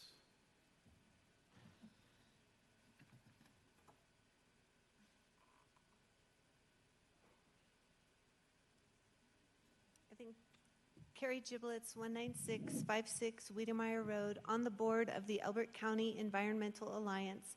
And I think Jennifer has a PowerPoint she's going to show while several of us speak. As you know, ECEA has been opposed to this route from the start and has actively worked to have it changed for over 3.5 years. The staff did a great job, and they recommended, or they said, that the application has not been deemed complete by Elbert County. However, Excel has chosen to proceed with the incomplete applications to public hearing. What arrogance!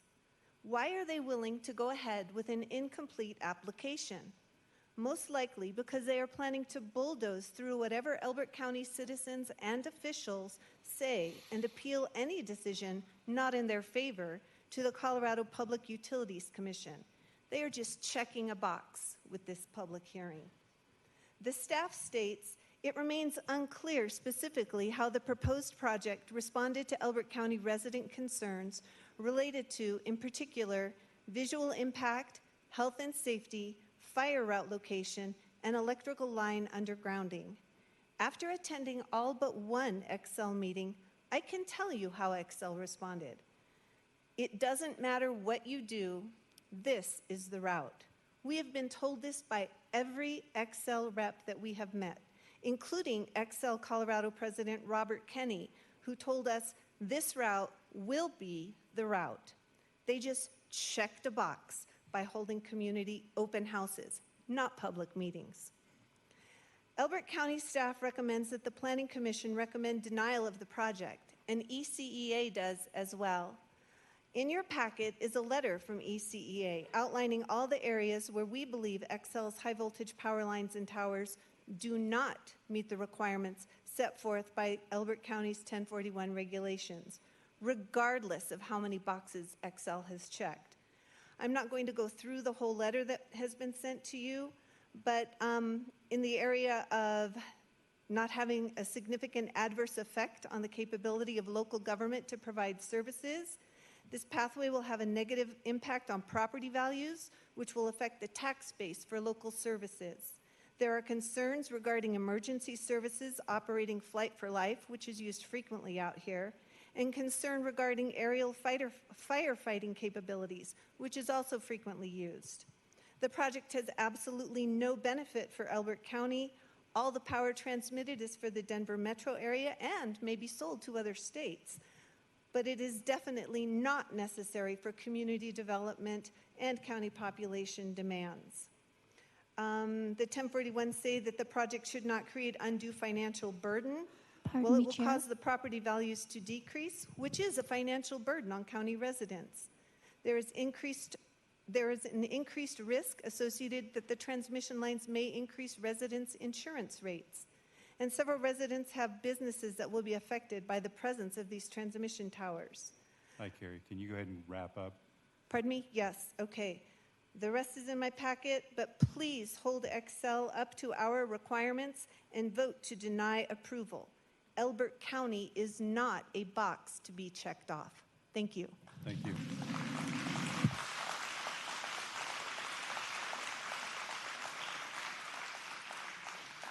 Eric Giblets.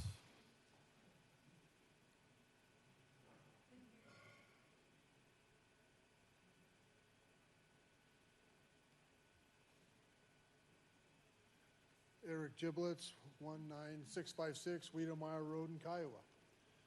This board has often spoken of the importance of landowners' rights, the ability of people to do what they want with their land. Xcel Energy disagrees with you. Not only will their power pathway take away Elbert County citizens' rights to use their land as we choose, they are forcibly taking our land from us. Even before you have had a chance to and the opportunity to vote on this project, Xcel is beginning eminent domain proceedings against Elbert County landowners. Xcel will tell you that 44% of the landowners have signed lease options with them. We tell you that that is because most of them cannot afford legal representation to oppose Xcel's use of force and eminent domain. I want you to understand this one. 56%, the majority of affected landowners, are emptying their savings and retirement accounts to fight Xcel's theft of their land. Xcel will tell you that once their monstrous towers are put in, the landowner can continue to use their land on the easement. We tell you this is not true. We lose our right to use the land in a way we choose. We cannot put a loafing shed for animals in the easement. We cannot build a caretaker's cottage in the easement. We cannot cultivate the easement. Xcel will tell you this project is for the benefit of the state. We will tell you this project is for lining Xcel's pockets. A May 9, 2023 report from the Independence Institute found more infrastructure a utility builds, the more profit it can earn as long as the PUC approves those investments. Under this system, utilities stand to benefit considerably from an energy transition that forces the closure of still useful power plants and encourages a major build out of brand new generation facilities and transmission lines. Yet, what benefit is there for Elbert County? None. Yet, look at what we stand to lose. We are asking to please protect the rights of Elbert County's landowners from this forcible taking of our land for Xcel's profits. Thank you. Thank you, Eric.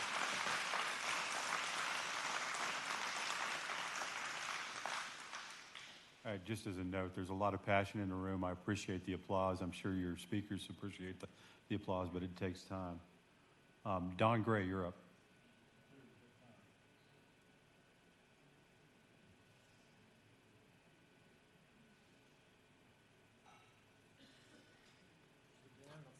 No jogging.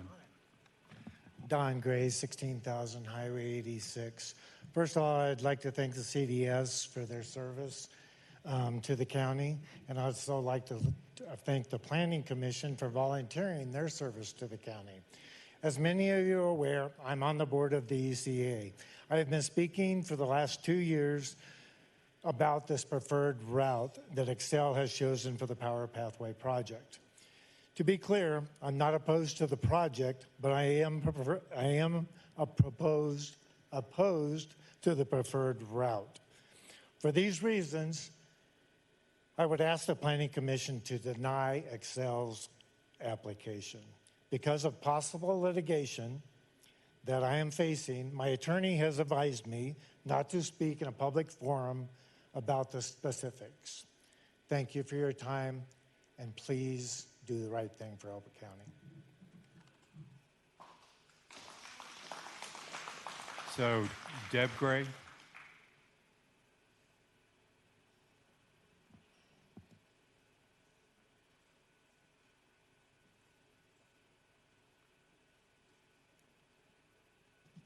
Deb Gray, 16,000 Highway 86. The XL Power Pathway project has determined that their preferred route be along Highway 86 for their high voltage transmission Hey, Deb, line. can you move the microphone a little bit over so we can hear you a little better? Thank you. Do you want me to start over? Yeah, we'll give you your full 3 minutes. All right. XL's Power Pathway project has determined that their preferred route be along Highway 86 for their high voltage transmission line. This means their easement, power poles, and lines will be in very close proximity to our house. I want to be clear, I'm not opposed to their project, but I am opposed to the proposed route along Highway 86 instead of XL choosing the route further east. I cannot go into any further details based on the advice of our attorney. Thank you. Thanks, Deb. Pam Struthers.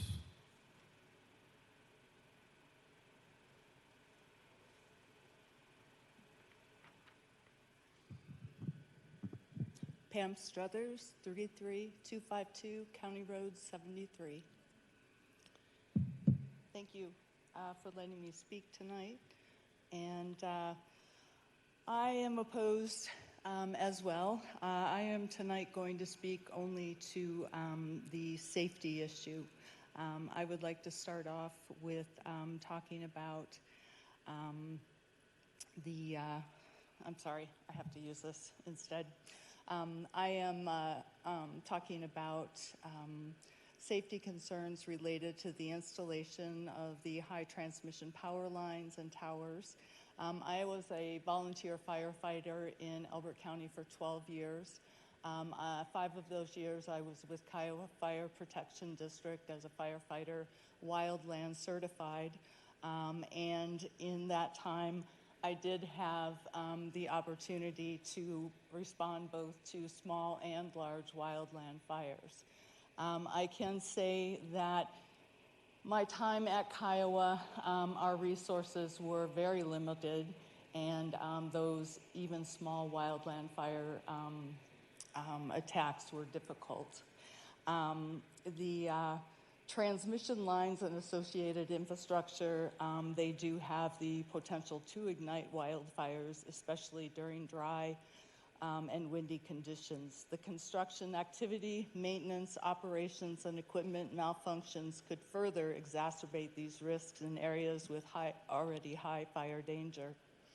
The abundance of dead trees in this part of the county, a result of beetle infestations and drought that have killed many of our beautiful pines, exacerbates the risk of wildfires. The potential consequences of sparks from Excel transmission line in such an environment is great. The introduction of high voltage transmission towers may obstruct aerial firefighting operations and pose challenges for ground-based suppression efforts. Currently, the water supply for Kiowa Fire is a pond that is east of Kiowa that will be very near to the power line, the transmission line. And the second major water source is in the town of Kiowa. So aerial pull will come from that pond, which could potentially make it difficult. During my tenure with Kiowa Fire Department, I was involved in both small and large wildfires. Two of those fires were ignited by an electric fence touching grass and subsequently carried by wind, reaching over 500 in one fire and 1,000 acres in another.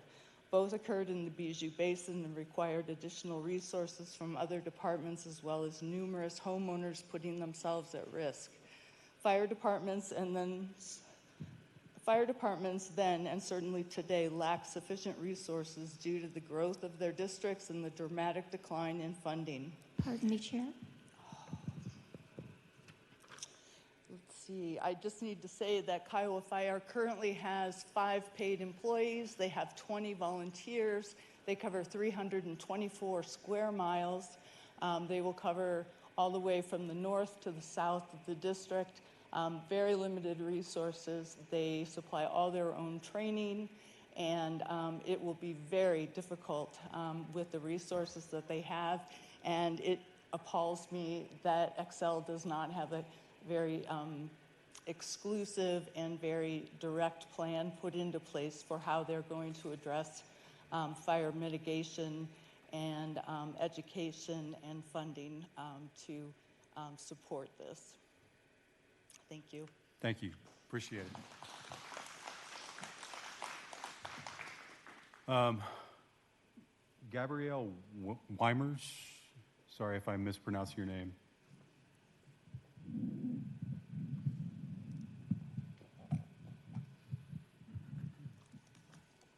You can come up.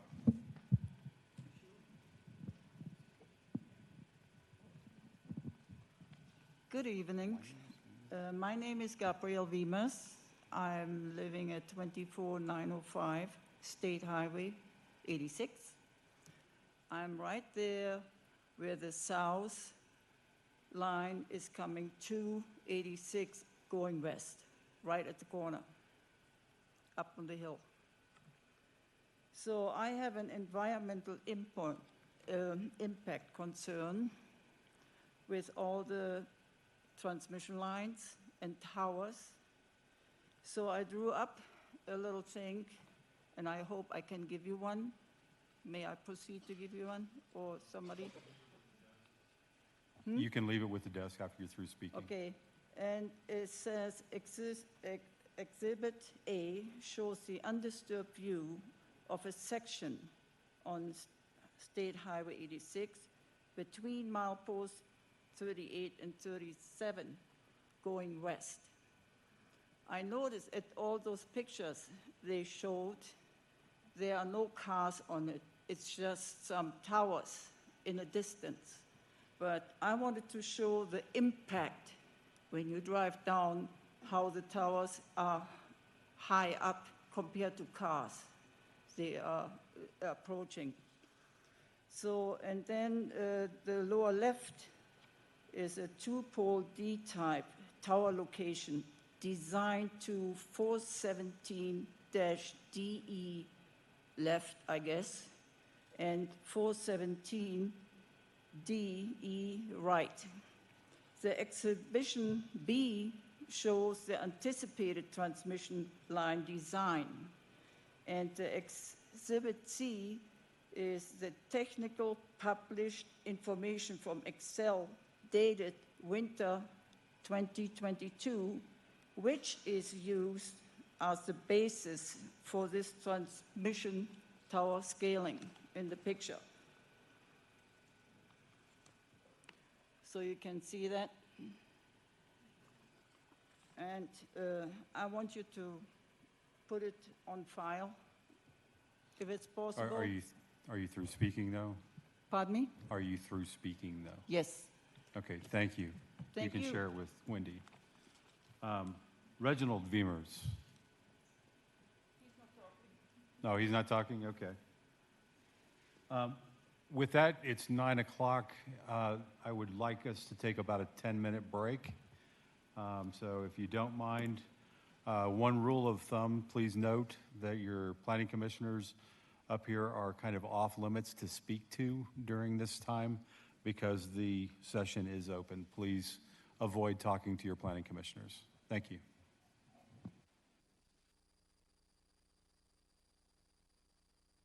We'll come back at 9:10.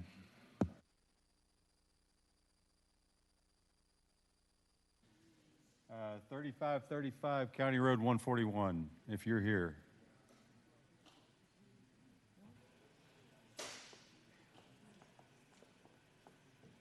Good evening. Randy signed up by accident. That's mine. I'll take the spot if I may. I've also signed up, and we'll save you 3 minutes. Sure. And Okay. you are? My name is Rick Orcutt. We live at 3535 County Road 141. The address is Rama. The property in question is about 1 mile straight north of the Elbert County line. We have been there. This property was homesteaded by my great-grandfather in 1906. We've been in the cattle business since that time, and this land is pristine. It is one they do not have to touch. They have constantly lied to us, misrepresented us, everything else. No offers have been made in good faith. The only offers we've got were complete jokes. We've never been contacted by an Excel representative, only a contractor. We've just been served eminent domain paperwork. We just dropped $5,000 that we really didn't have to drop in order to fight this. So in every step of the way, Excel has lied, concealed the truth, and just been complete impossibilities to deal with. So we are asking that you deny this and fight their transmission line at every step of the way. Thank you for your time. Thank you. Roger Schultz.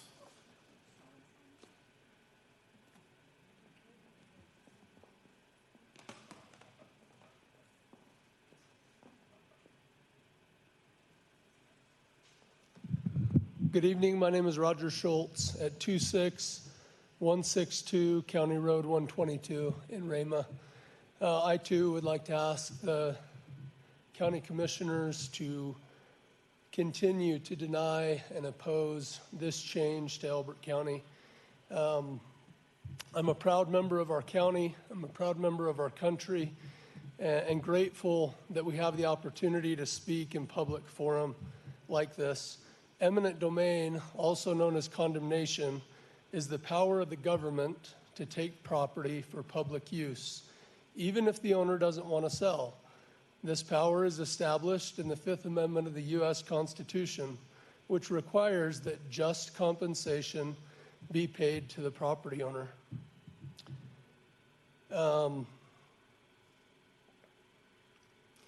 Just compensation typically means fair market value.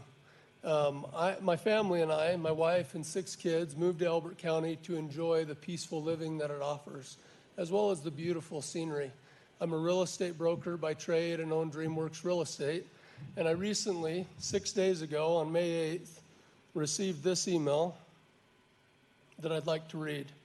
Good afternoon, Roger. My name is McKenna Johnson. Sarah Kellner CC'd to this email, and I are outside counsel for Excel Energy. If you have an attorney, please forward our contact information in this email to them. We are reaching out to you because Excel Energy has received DreamWorks Real Estate LLC's appraisal. Because of project timing and how far apart you and Excel Energy are in value, we need to move forward with filing a condemnation case. Sometime this week or early next week, a process server will deliver condemnation case proceedings to you. If you want to receive the pleadings earlier, feel free to reach out to us.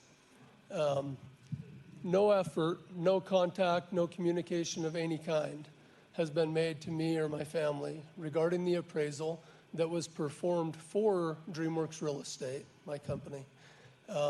The appraisal was performed by Clayton and Associates, which is one of the most reputable eminent domain appraisal services in Colorado. It was a very thorough investigation on the effects of the Xcel Power Pathway to my property specifically. That was never addressed. This is the only communication I've received.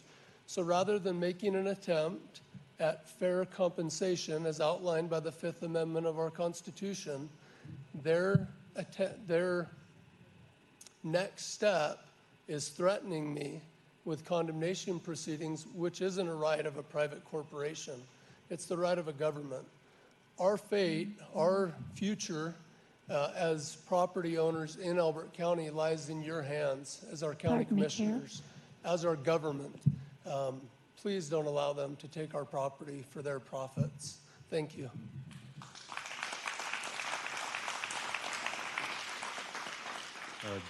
Jennifer, I think we're done with the video piece of this. Dave Johnson.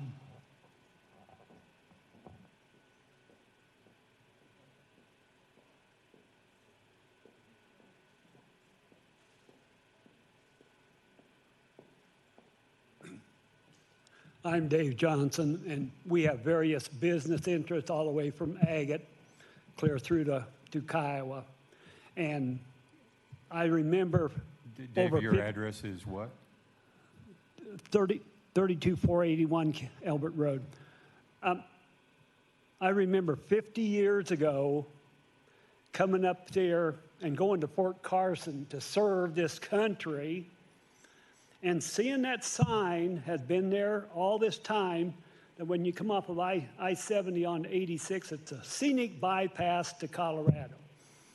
And it's there. And that fact alone, with that power line paralleling Highway 86, will change the view forever. But my point is that because of some of the things that our family organization does, business, that I've studied extensively transmission and distribution lines throughout the country and through the world, actually. And this project is economically not viable. They have not discussed one item about the political climate in this country that we may not even need this power line, depending on how the development of green energy comes about. And then what are we as property owners going to do with a power line that really isn't needed, that affects our lives forever? That's all I have to say.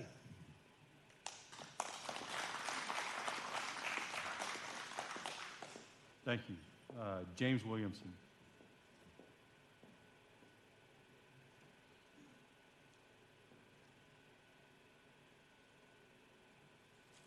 James Williamson, 41591 Way of Goodness.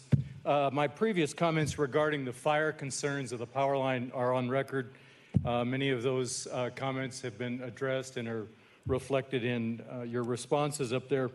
But a couple of things have come up since I submitted those, and one being the fact that we appreciate your $2 million, but Xcel Energy cost the people of Marshall $2 billion. Can you focus because on of speaking to us, please? Because of Xcel Energy's power lines. Marshall outside of Boulder. So $2 million, yeah, that's nice. $2 billion, that's the real consequence. And in January, the Eaton fire in Southern California, well, that was caused by power lines. The one thing that I want to address, based on the previous gentleman's comments, is we know that Xcel Energy makes money when they spend money. They're guaranteed a profit on whatever they spend. And so what better way to make money than to build an entirely new energy infrastructure system? But they're finding out in France and Germany and Spain and New Orleans and in Texas that all of this green energy hoo-ha nonsense is BS. and it doesn't work. And it's not profitable, and it's not economical, and it will not provide the energy needs of a first world country. So we all know that a failing grade is less than 70%. So I would ask the county to put some kind of a proviso that if their little fantasy energy project fails to produce 70% of the energy they promise that they're going to produce, that they be required to rip it out, root and stock, 100%, so that we're not left with the rusting hulks of a monument to stupidity.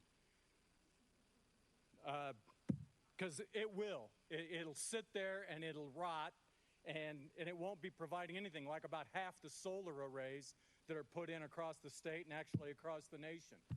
If it doesn't do what they say it's going to do, then it needs to come out, just like an economically depleted coal mine.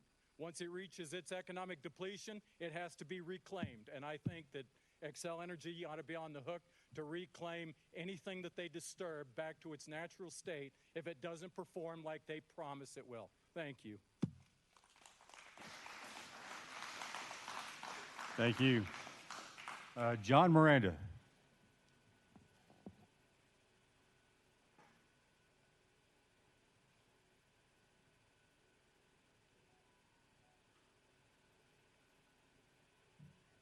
My name is John Miranda. I live right here in Pine Meadows in Kiowa. And I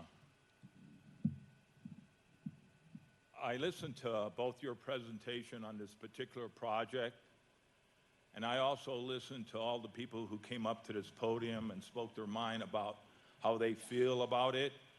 And it's only because we really care and love Elbert County. The thing I would like to say is that this whole project wouldn't even have to be happening right now if Xcel Energy would start thinking outside of the box and start looking at the future of what our power really needs are going to be for the future. And to me, this particular project is not the answer. And that's why I am surprised to say I haven't heard the word nuclear energy. I believe nuclear energy is the way for the future and the power needs for Denver and the surrounding communities, and especially now with the AI being more used, they're going to have the need for more electrical power. So right now as we speak, there's a plant in Utah that has a nuclear power plant that is quite successful.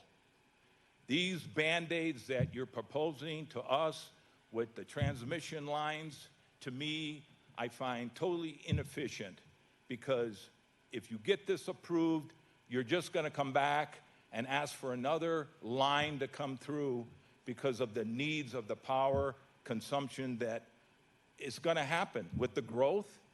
I'm sure with all the studies and all the money that you spent for this particular project with the slides and graphs and all the staff, you should start thinking of nuclear energy. Even President Trump has endorsed power companies across the nation to start really getting into nuclear power. Now, my objections to transmission lines are just like all these other folks have said, but it's a Band-Aid. It's a total Band-Aid.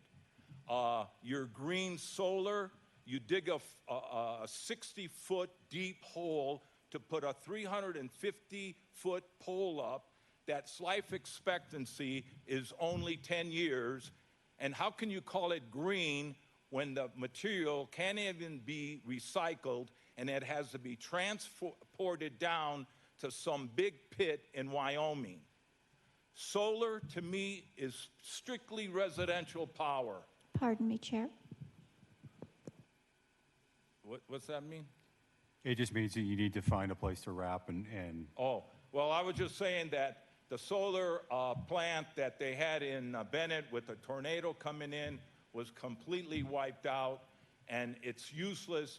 And the $1.9 million you're going to spend on these transmission lines could put forward to a nuclear power plant right next to that subdivision, and you don't have to ask any of these people about getting the rights for their property and just trash this whole project. Thanks, John. Thank you. Pam Struthers. Oh.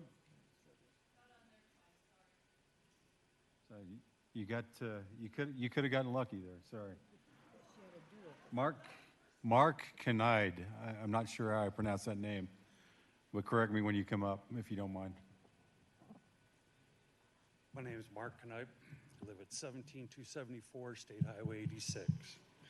I just want to, if it'd be all right, give you an additional information on the fire procedures. And at that, I'm not allowed to discuss anything else per my attorney.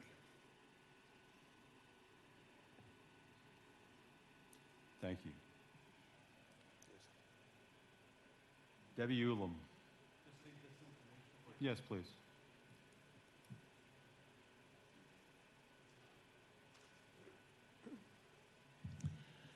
My name is Debbie Ulam. I live at 11195 Copper Canyon.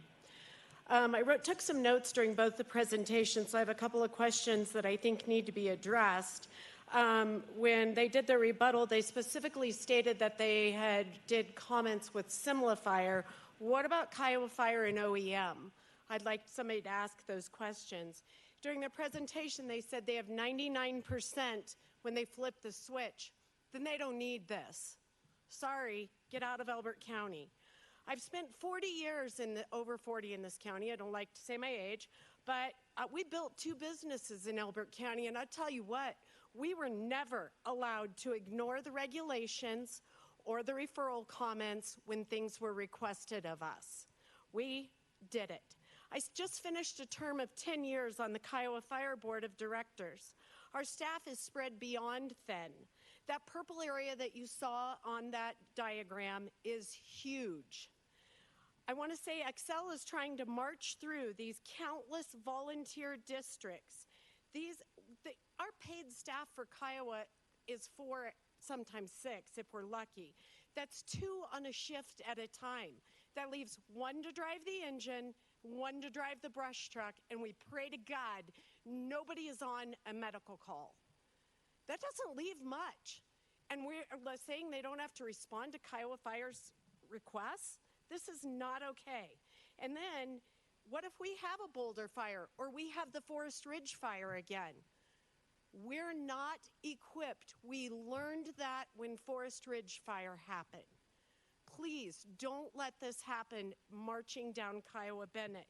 Several of those roads off Kiowa Bennett, Indian Hills and Copper Canyon specifically, have one way in and one way out.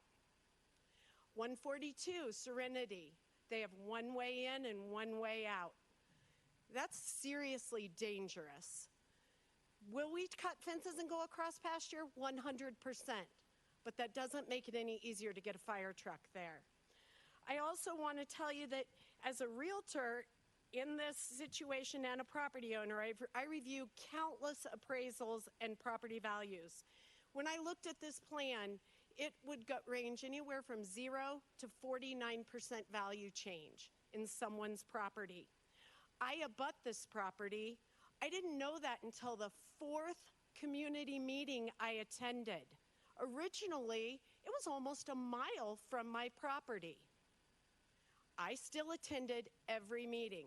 As I looked at the plan on my phone, it said one thing on their website, and the map in front of me at the community meeting said another thing. I specifically asked at that time.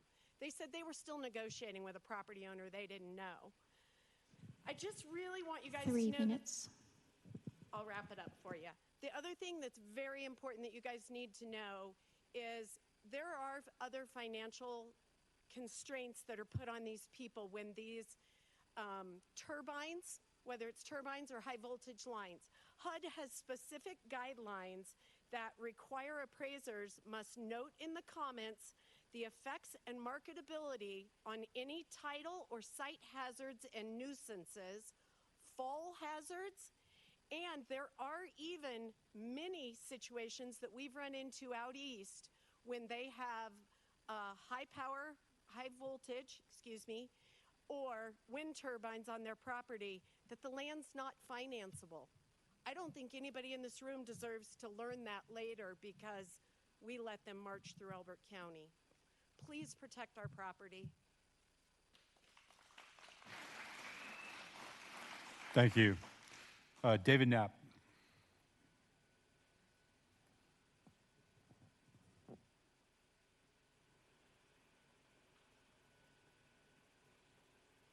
David Knapp, 11340 Copper Canyon Circle.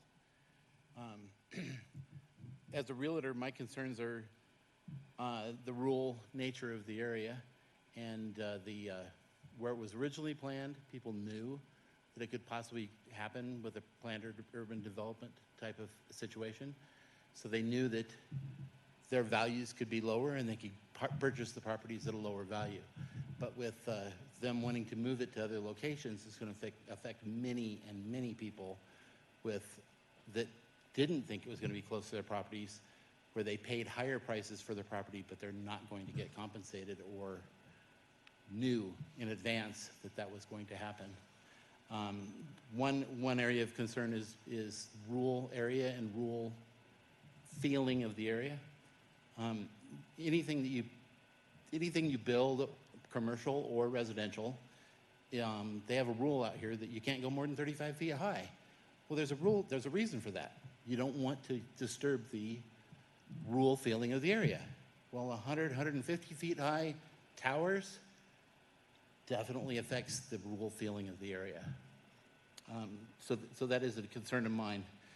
The other things that I was concerned about was all the notes of when they were doing the presentation of not addressed. I don't know how you can come to something of this kind of meeting and state many things that are not addressed, of things like benefit and loss, things like how does it affect our community, things like the cost involved, the burden on the fire department, the burden on the infrastructure. Those are concerns that should be addressed way before a yes or a no answer should happen. Thank you.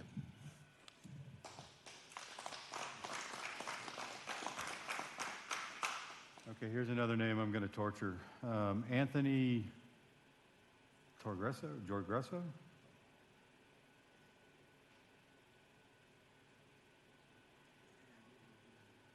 Maybe I'd go with 5092 Timber Ridge Drive, 80107. Okay, moving on. Doug Bennett.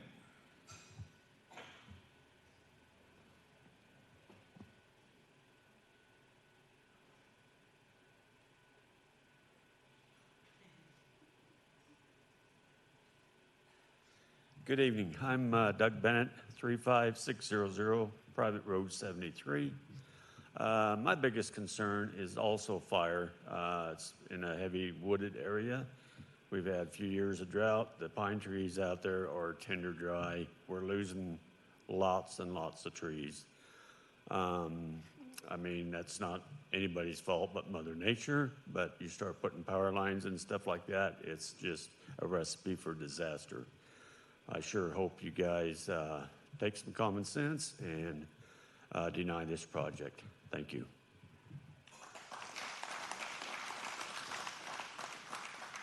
Thank you, Doug.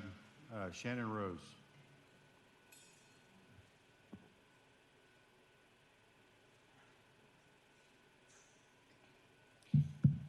Hi, my name is Shannon Rose. I live at 34693 Forest Park Drive in Elizabeth. For the record, I am adamantly opposed to these power lines running through this great county as proposed. I hope you deny this project.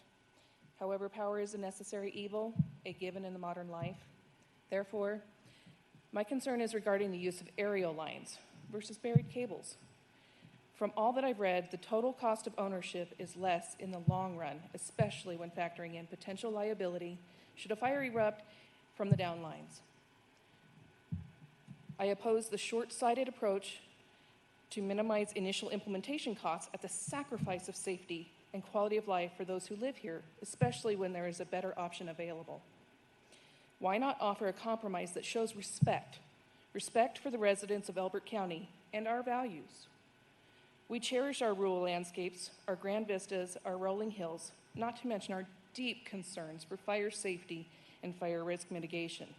Prevention is far better than any fire mitigation or fire response narrative.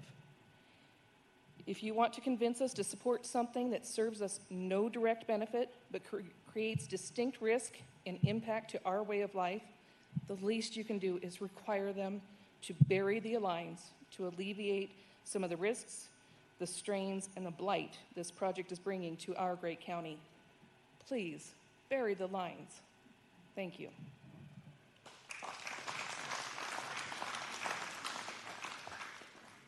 Thanks, Shannon. Kelly Brenda.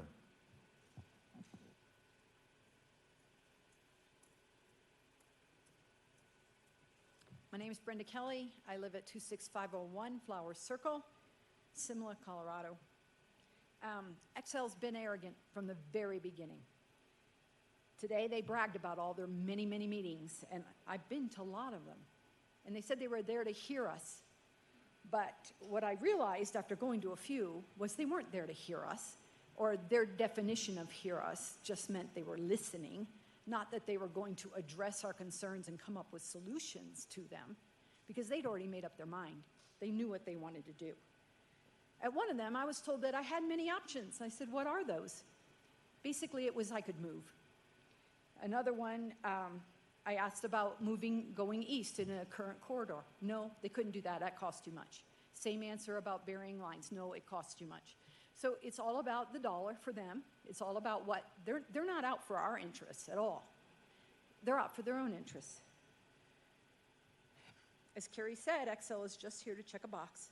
And they're so confident that they can walk all over Elbert County residents that they haven't even addressed all the 1041 regs, as pointed out by the staff. But even if they had addressed all of the conditions in the regs, that doesn't mean it's the best for Elbert County. Your job as the planning commissioner is to do what is best for us, not what's best for Excel, not what's best for the PUC, not what's best for Denver. Elbert County residents give up a lot to live out here, stuff that Denver people won't give up. It's not easy living out in a rural life, but we do it because of the benefits that this project are going to take away from us. They've already been stated, the vistas, the views, the grasslands, the animals. That's what we endure. Melted ice cream because we can't get it home in time. And did you notice that the power lines that they showed didn't show any in front of the views of Pikes Peak that we all have, and they will block or be in front of? Please don't sell out Elbert County for the promise of money. Some things just can't be bought.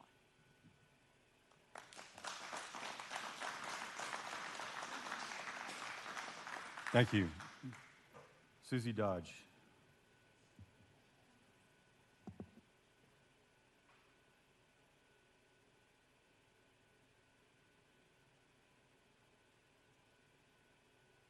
Good evening. My name is Susie Dodge, 18560 Wiedemeyer Road, Kiowa. I would like to say I oppose Xcel Energy's route for their power pathway for many, many reasons. One of them being the drastic decrease in property values that will occur if these high voltage transmission towers are approved. A review of the literature clearly reveals significant loss in property value once high voltage power lines are present. Studies show a range of decrease between 25 and 75%, with the most showing a loss of about 45%. In addition, it was reported that many buyers refuse to even look at such properties, and it can take up to 6 times longer to sell properties with adjoining transmission line easements. When these properties finally sell at a 45% loss in value, their sale price will be the comp values used for other county properties for sale, decreasing their property value even if they are not near the power lines. A decrease in property valuation leads to a decrease in property tax revenue, which will strain our already overburdened and underfunded services. This will affect all of us. Thank you. Thank you. Jarl McKinney. Hope I did that justice.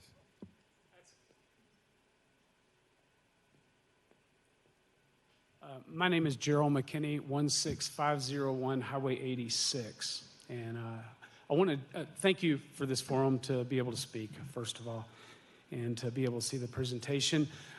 I want to speak to what I've seen since I've been here. My wife and I's idea of a perfect place to work to retirement and work hard for a piece of land, a piece of property that we really wanted to enjoy and actually share with our kids and our 8 grandkids so that they could build on that is being impacted by this. And also my neighbors across the street may be impacted to such a degree that they really can't talk about it right now, and it scares me, and I feel really heart pain for what they've had to go through over this time. I'm across the street from it with my land, and they are directly impacted in more than just a way that is going to be right away.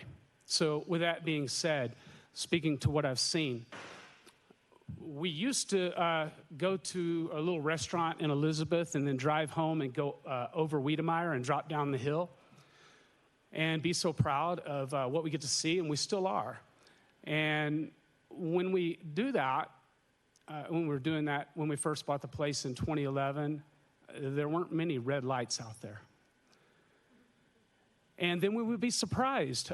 Those red lights would be lit up over a number of years. And I go, did you see that section? When did that section over there actually have those hundreds of red lights? And then we would come home and there'll be another section of hundreds of red lights right out there in the distance. And so I have a question, and I'm hoping that we look into this because I don't know, and it may be my fault for not checking. But 345 kilovolts, I'm wondering if that's leaving Simla at capacity, or is it something that they can add to so that there are more red lights that are brought in closer to us and possibly even red lights with windmills on Windermere Hill? I don't know, but that is a concern for me as that stuff starts to build out and gets closer to us. You know, it feels a little bit like Elizabeth is getting such uncontrolled growth moving our way, and now it's coming from the Eastern Plains, and who would have thought of that, honestly? So I am concerned if the capacity, or if they're building in for more capacity, or they have that capability to do that. And I'm concerned that people may run and find just another place to live based on leasing, renting their land for that capacity and get a check in the mail. 3 minutes. And those of us that are looking at a future here, have sent our kids to school here, our grandkids are growing up here, if this is something that we're going to be stuck with that gets worse. Thank you for listening. Thanks, Joe. Henry J. Smith.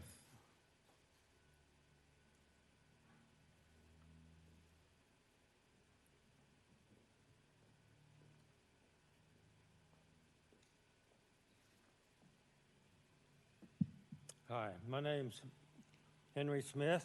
I live at 25411 County Road 105, north of Rama. My family's been in Elbert County since 1866. There's been a lot of changes.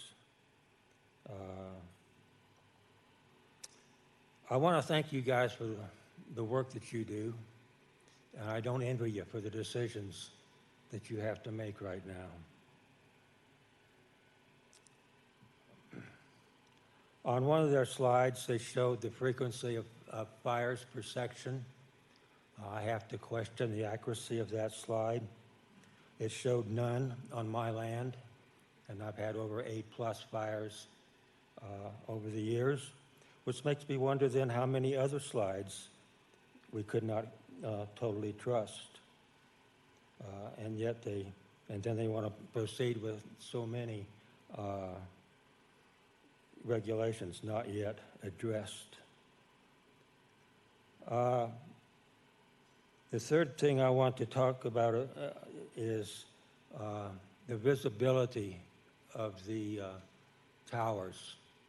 They've elected to go down a ridge on my land, the highest ridge in the area, for 3 miles, making them quite visible.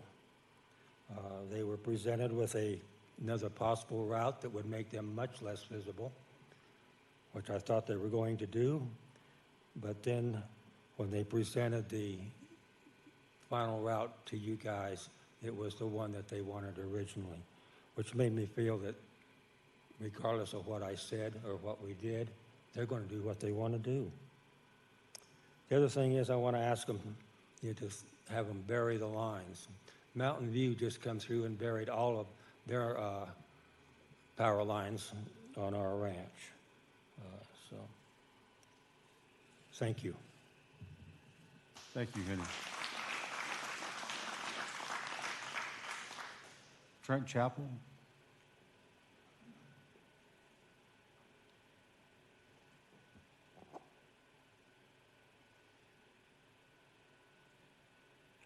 Trent Chapel, 30680 Mountain View Trail, Kiowa. I want to talk about some of the discrepancies that we got during our slideshow. An acre is 8 feet by a mile. With 40-odd miles, we're going to burn up 1,000 acres, not 360. Second thing is, I want to bring up is the fire. We have this big section here of white that God only knows how long it's going to take our fire department to get there. Well, that's a problem. We've also got, they're telling us they're going to do this and they're meeting all of our standards, but they're not giving us any of the information they're supposed to. You guys have the power and the ability to say, bury the lines. If you want to come through Elbert County, bury the lines, period. That's what I got to say. Thank you. Pamela Chapel. Thanks, Pam. Kathy Davis.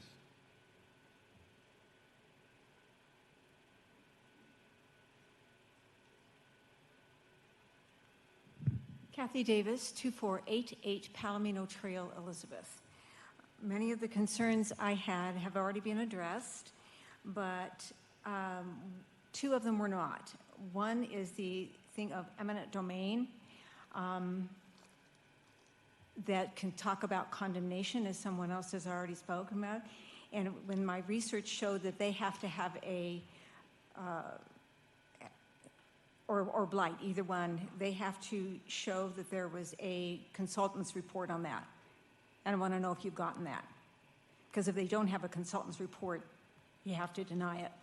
The other thing that I didn't see addressed in either, I could have missed it, was in the research that I did on the health hazards to people and to animals because of the high voltage lines with ELFs and EMFs.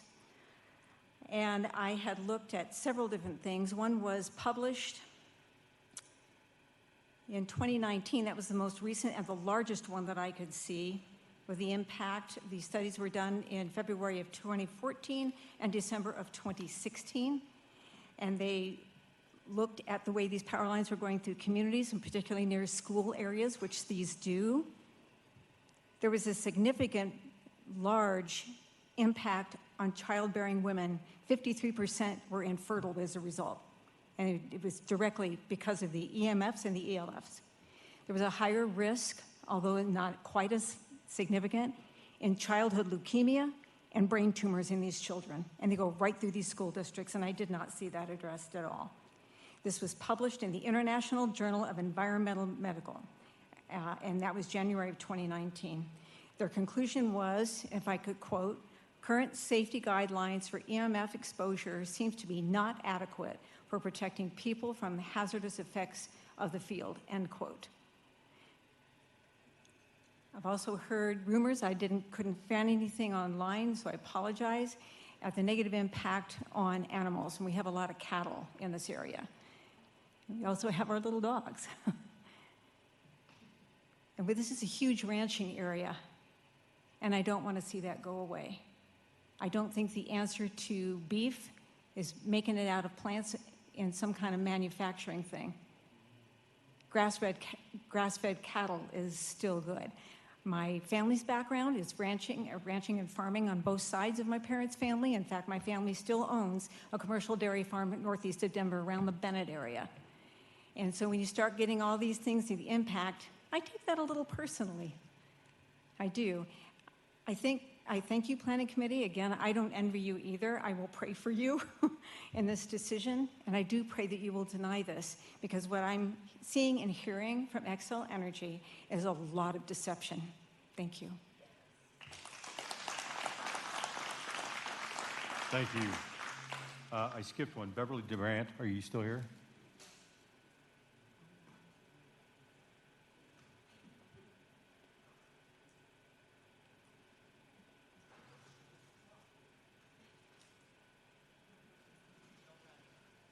Yeah, no jogging, please.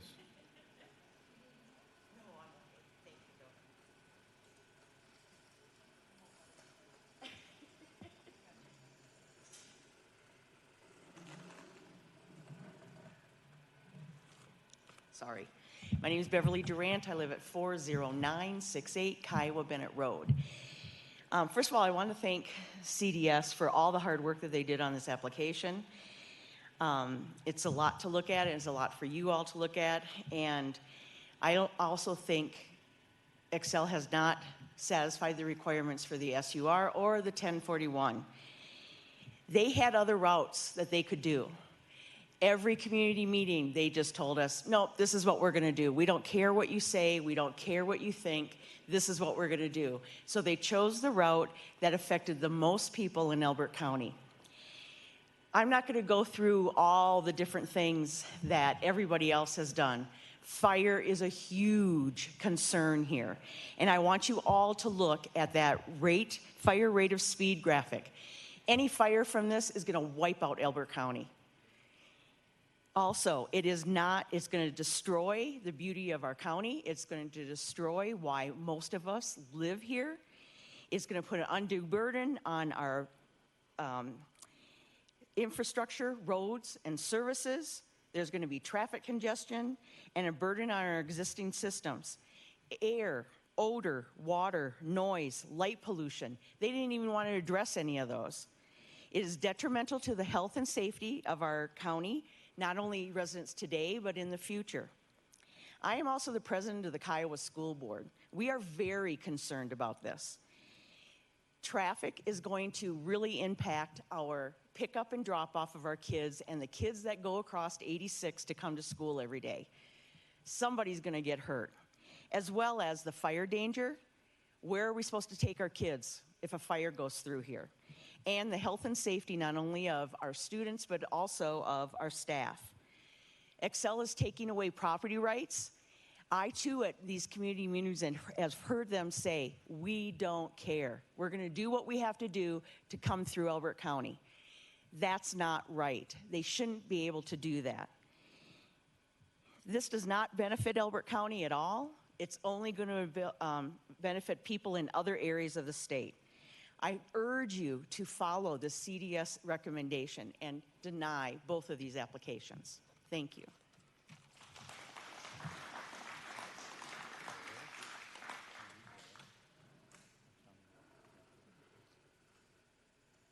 Thank you. Leah Broughton?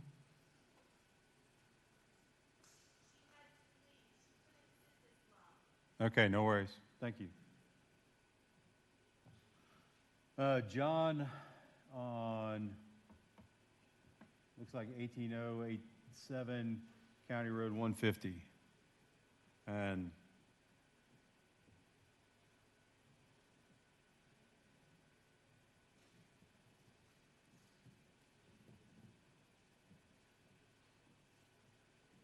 That would be me. My writing's not very good sometimes.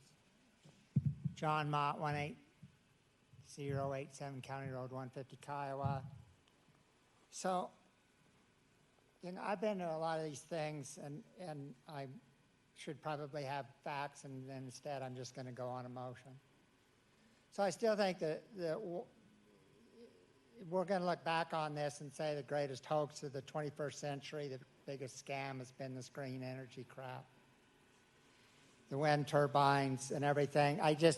One thing about internet, you can pull stuff up. So the Colorado Public Utilities Commissioner recently said we're going to be slathering the eastern plains with wind and solar. I'm a part of a family ranch in Montana. And 4 years ago, you could see everything, and today there's 600-foot wind turbines there. The transmission line is being, they can say whatever they want, but it's being put in for one reason, and that's to hook in to more wind turbines and solar. That's what this is all about. Otherwise, they've been bringing it up on the current transmission lines, so it must be for new build out, and the new build out is going to be wind and solar. And the last thing I want to see is more wind turbines. There's just something about those things. I mean, I grew up on an isolated ranch, and when the turbines are something, that ability, for me, it's always been that ability to be able to just see in a distance. I've lived in big cities, and I always miss it when I'm back in the country and whatever. There's so much to this. The transmission line is just the first start of something that's just going to be bigger, badder, and uglier.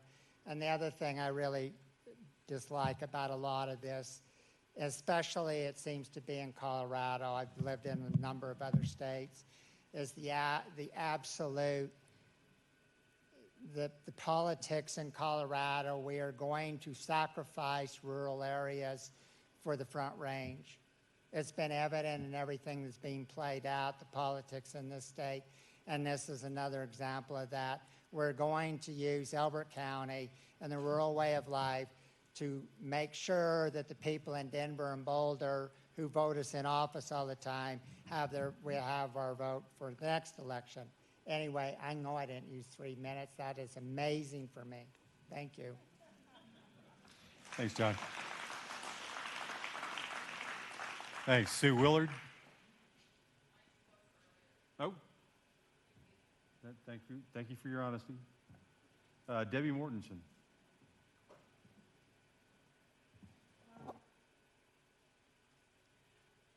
Debbie Mortensen, 13510 Highway 86. I'm very concerned about the fire and items that have already been brought up, but one of the things that was just mentioned a little bit ago is I have a pacemaker. It was put in 1978, and the pacemakers have improved over the years. What has not is the wires. And I'm very, very concerned about the power from these wires that are coming through and stuff. My wires were put in 1995, and they are meant to last for 20 years. I'm now at 30. They cannot be taken out now because my heart has grown around them. If you go down to the towers that are on Quincy, the people down there, they say that they buzz all the time. Now, Excel says that they do not buzz. They're not any worse than a toaster. Well, that is not true. You just need to drive down the road, and you can hear the buzzing all the time. So I'm very, very concerned that Elbert County needs to do the correct thing and deny this. Thank you.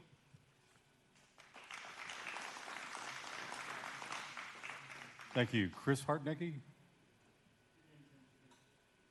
Okay, no worries. Thank you. Daryl Littlefield.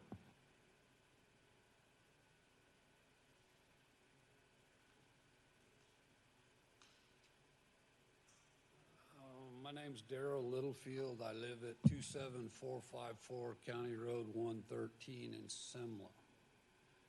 And I'm coming in front of you guys on this board right now to try to educate you. In the United States, we have a constitution. And in that constitution, we as citizens of the United States are guaranteed something called fee simple ownership of real property. Are you all familiar with that? I see a bunch of stares here. No? If not, part of your job is to be familiar with our constitutional rights. Fee simple ownership, people who own property can negotiate their own price.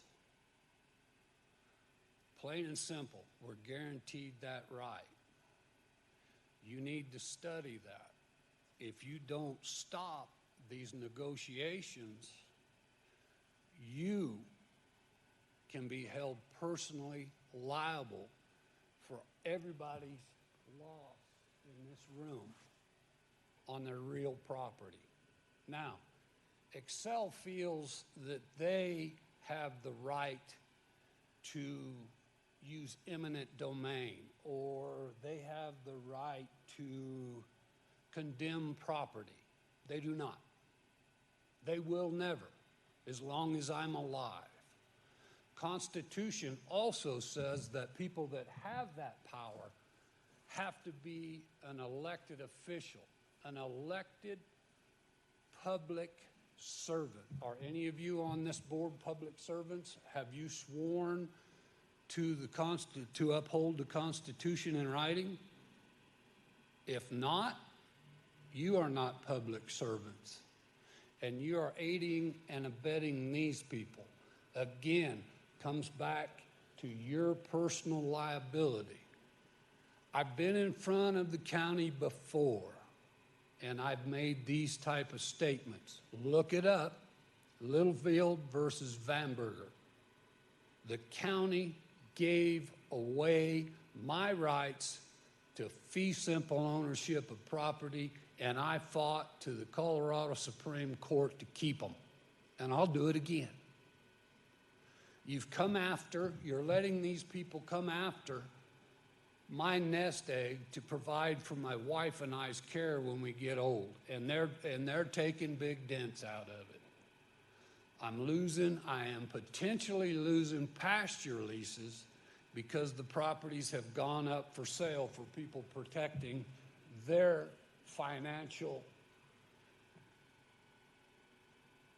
investment in the properties. 3 minutes. This has affected my wallet, all of you. And I will fight back. And I'm going to ask everybody on this board to stop it. And I'm going to ask you to educate yourselves on your own liability in something this large. Because your personal liability is not protected. Please wrap, Mr. Littlefield. I'm trying to educate you, sir. Well, I appreciate it. Thank you. I'm trying to protect you. Do you want me to stop? Yes. I will. Good. Protect yourself. I will. Thank you.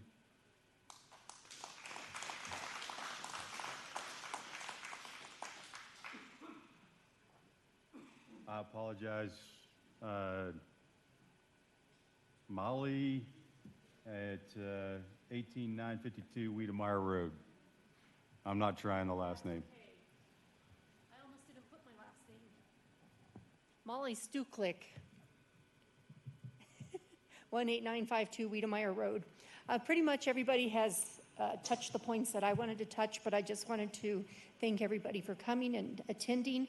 And I would like the Planning Commission to deny, as Excel has not met the conditions as our county has laid them out. Also, to go along with the fire risk, I work in healthcare. I work with adults that are injured or healing or disabled, and to evacuate people quickly in this area is very difficult, not just for fires, but for any emergency.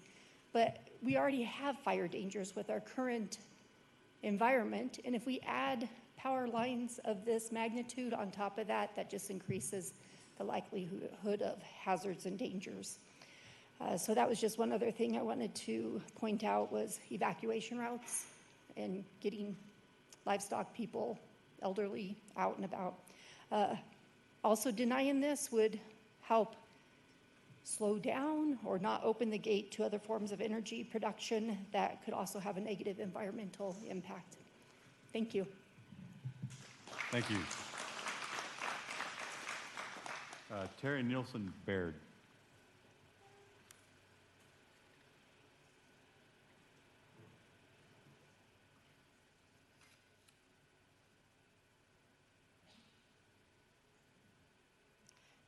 Terry Nilsson Baird, 26753, County Road 89. It was about 20 years and 3 months since the last big planning commission meeting where we had somebody that wanted to come into the county and build a private toll road. And they were going to use eminent domain. That idea passed away when Mr. Wells did. But it seems like every 20 years we have to come by and do it again to remind everybody that truly this is the most scenic route to Denver, and we're talking about taking it away. I live on the eastern side of the Bijou Basin. I can see the Kiowa Water Tower from there. So I'm literally going to be looking at 25% of this project from almost every window in my house. I would like to be able to sell the house, recognizing I'm going to take a 10 to 12% minimum hit. I'm talking about $100,000. As a retired person at the moment, that's a lot of money for me to take. But that's minimal compared to the people who are already being condemned. I find that unconscionable. Without approval of a project to go in with the attorneys and threaten people with condemnation of their property is morally repugnant to me. Thank you.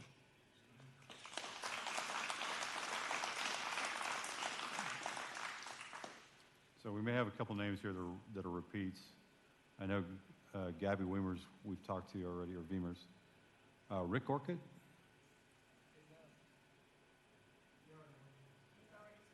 Awesome. Okay. Nick Bosco? Okay. I'm assuming that Jerica Bosco also spoke. It doesn't sound familiar, though. Okay. Richard Hildum?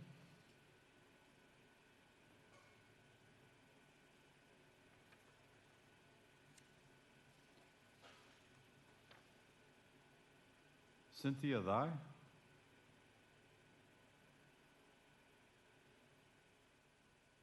Michelle Henderson?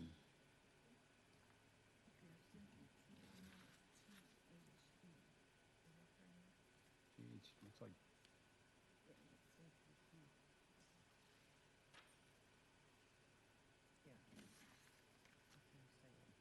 okay. Cynthia T. Sorry about that. That's all. Cynthia T., would you like to speak? Okay, so at this point, your name's not on the list. That's okay. Please come up, and we'll have you speak as well. Again, name, address, all that fun stuff. Lee Bronson, address 38905, Private Road 43, Kiowa. So I have a few questions. I moved out here 3 years ago, lived in Parker for 15 years, moved here from southern Idaho before that, you know, and done a lot of worked for a roofing company, done tons of work out here over the years before I even moved out here, and just loved Elbert County. We were able to finally move out here 3 years ago, you know, and it got us a place. This power line is running right at the end of my property off of Kiowa Bennett, right? And so there's already a power line there. And so now, and I can see it from my, you know, my house, things like that. Now there's going to be another monstrosity either taking its place or right next to it, or however that thing's going to work. But so it's just, how is this power line going to benefit me? How is it going to benefit the people? Because is it going to lower our prices, our utility prices, or is it going to raise them? I don't see it lowering. Nothing ever goes down. And so, and working with Excel, just kind of the things, this is the first meeting I've been to. My friend actually just said, hey, isn't that running through your place? It's like, yeah, so I hauled butt over here. But, so, I mean, I understand what their benefit is. They're a machine, okay?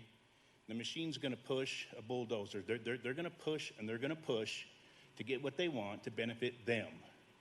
And as far as the little man's the ones that end up under the tracks. You know, we don't get a say, eminent domain, condemnation, everything else. But, and it's kind of what everybody else says,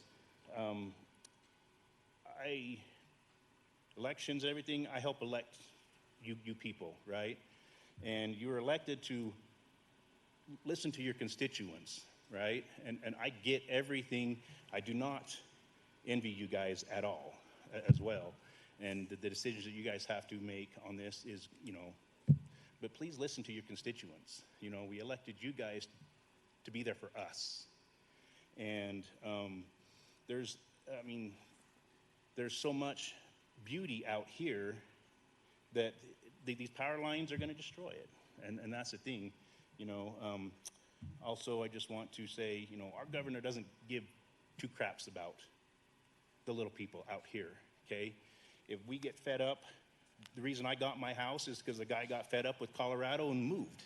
So lucky me, I get the house, I'm very conservative, but they don't care that happens because that just, somebody moves out, another Californian moves in and destroys everything else. Sorry, for people from California, you know, whatever, but anyway, you know, you get my drift. Somebody's got to look out for the little man. I'm on 70 acres. I have cows. I have horses. I got kids, grandkids. This is my nest egg as well. This thing is running right at the end of my property, and it's affecting me as well, and my property value. And so just please listen and do the right thing. Vote this thing down. Thank you very much. Thank you. All right.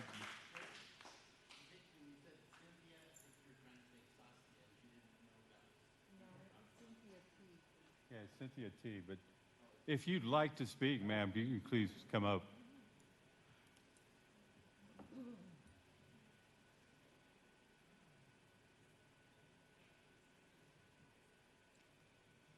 My name is Saskia Knapp, and my address is 11340 Copper Canyon Circle. Okay, and on Vanderbilt Air Force Base in California, the lines were uncovered and the cabling was inspected after 50 years. The high-capacity cable looked almost new. So imagine the unimaginable. Most recently, Colorado had a terrorist attack in Boulder. President Trump signed an executive order protecting the United States from safety threats and domestic terrorists. Only one terrorist with a Molotov cocktail shot at the high-capacity line when there was an EMF and high winds could set off a huge conflagration. It would spread down the line and go completely out of control in high winds. If fire begins during the day, Kiowa Schools is only 1 to 2 miles from the proposed power pathway. They have no bus evacuation. ability for all students. A fire in the middle of the night would be horrible. Pine Meadow is only 3 miles from the power pathway line. Forest Ridge, with its 300 years old, Ponderosa Forest is 5 miles away. Sun Valley is 5 miles away. The town of Elbert is the gateway to the Black Forest is 7 miles away with Elbert schools. Elizabeth and schools are 7 to 10 miles away. All these people will never be warned in time to get themselves, their pets, and livestock out on the narrow dirt roads. This power pathway is a disaster waiting to happen, but there is $600 million in the $2.3 billion contract, enough to bury the line, at least in the highest risk areas, as other states are doing. Burying the line saves money over time, but it also saves easement costs. Only 75 feet assessment is needed to bury the line rather than 150 feet. According to Saskia, the... please reach a conclusion. Okay. Okay, bury the line. Thank you. Thank you.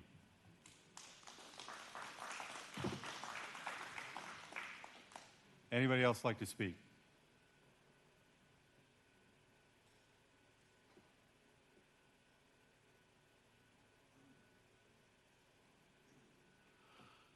Seeing none, I think we can close public comment. Applicant, you have about 45 minutes to respond to the citizens' comments.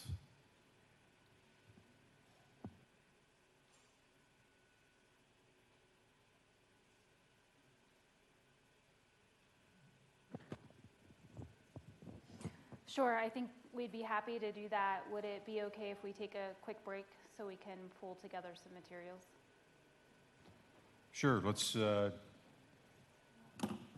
read a clock that I can actually read. Hang on.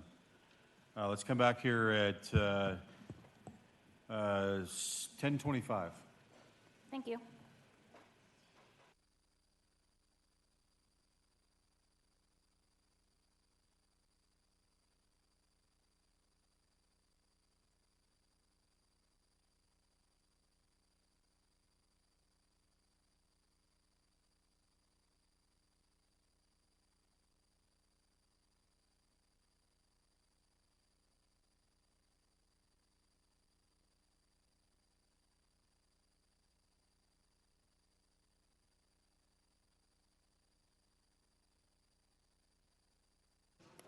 Will the applicant please present their case?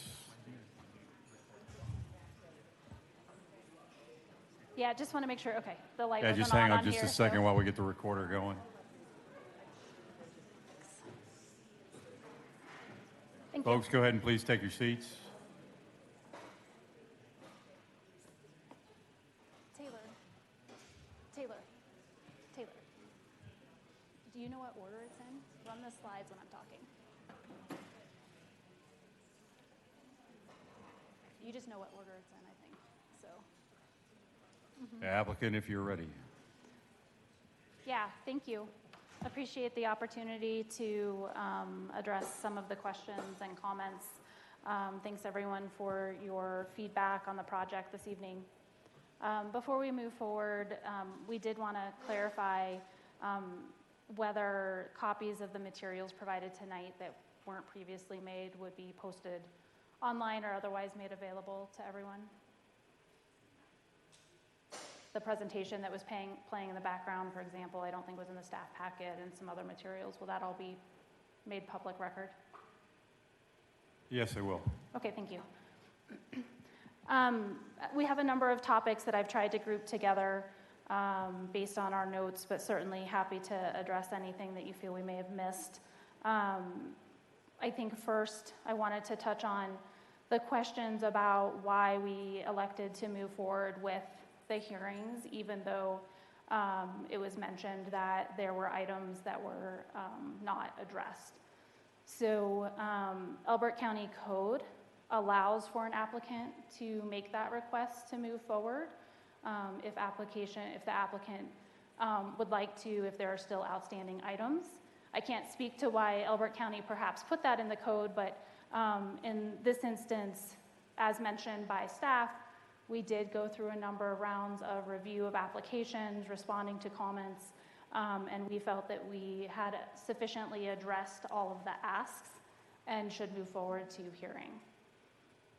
It's understood that the county may feel differently about whether things were addressed or covered, but in order to move things forward and not be in that endless loop of we agree or disagree on what was provided, we elected to request the hearing so that we could bring that information to you all here in the Planning Commission, as well as the Board of County Commissioners.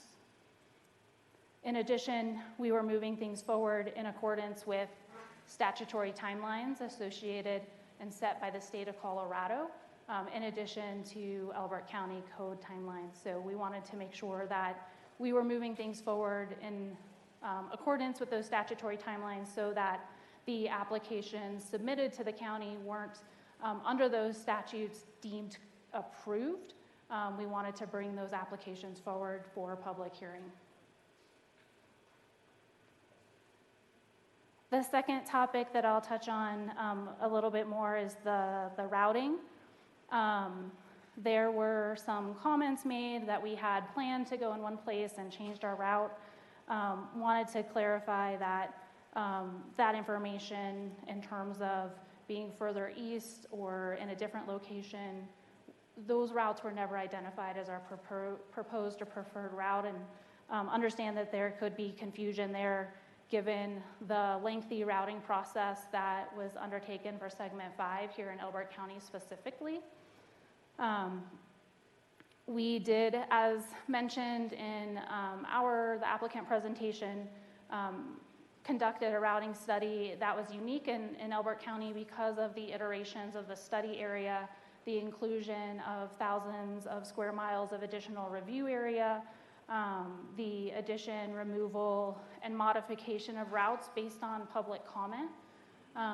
The route that is presented in our applications, although we recognize may not be preferred by some, was put into the evaluation based on public comment.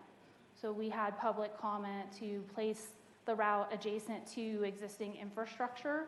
As noted, county code suggests a preference for that. And so we looked at where that exists in Elbert County, and it was not constrained by other items around those existing infrastructure. So for example, we are adjacent to a core high voltage line. Although it's a different voltage, it is still a transmission line as we move from the Arapahoe County line south. We are then adjacent to a natural gas pipeline that exists. We are also then adjacent to County Road 86, as well as other county roads as we move south. In looking at route options to the east, which I think may be some preference that we were located to the east, we had a number of constraints that were technical issues, that were somewhat fatal flaws. For example, conservation easements that are very sizable that we were not able to route across. They expressly prohibited utility infrastructure. The location of existing businesses and homes along roadways where it was not feasible to fit the right-of-way. The existing infrastructure and the existing 345 line to the east that connects the Rush Creek Wind Project to our system also did not have sufficient space in many areas to meet the turbine setback requirements, concerns, operational and maintenance concerns about paralleling that line. Landowners who already have that line on their property that have conservation easements that have been placed around it since the construction of that line. And then in addition, the fact that the existing 345 line, when it leaves Elbert County and enters the adjacent county to the north, Arapahoe County, many folks have built, have subdivided and built homes adjacent and in proximity to that line, and we were not able to be adjacent to that. Generally, for transmission line right-of-ways, right-of-way is acquired for the line that you're building. It's sufficient to meet the clearance requirements and construct and operate the line safely. It would be very rare to find a transmission right-of-way that exists with additional space to construct a second line within it. So that's not typically a possibility. And it wasn't a possibility here. The existing right-of-ways for those transmission lines were insufficient to place another line within them. The same is also true of other infrastructure, linear infrastructure such as roads and other things. They're just placed in right-of-ways for their needs.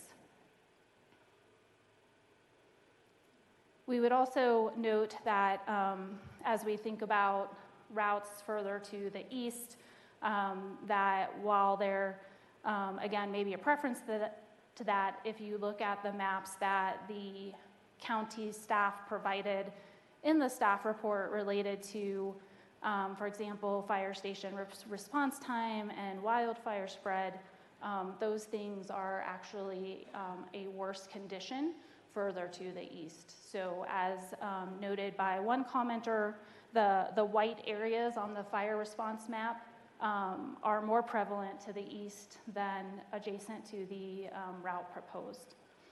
As well, the fire spread map indicates that that would be a worse potential condition out east than where the proposed route is.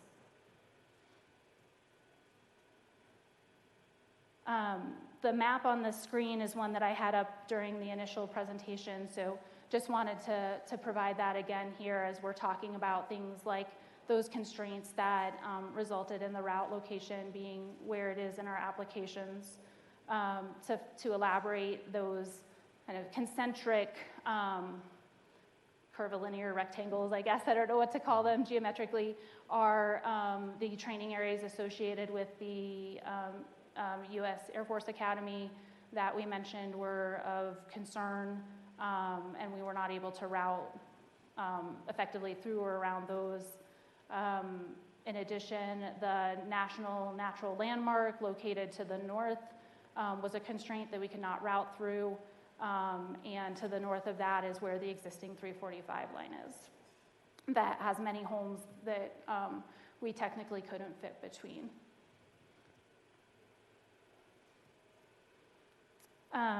Did want to mention that this is not the only 345 kilovolt line that exists in Elbert County today. Xcel Energy has about 73 miles of existing transmission in Elbert County that has been in the county and maintained and operated safely for the years that it's been installed. There was some discussion and question this evening about EMF and health effects.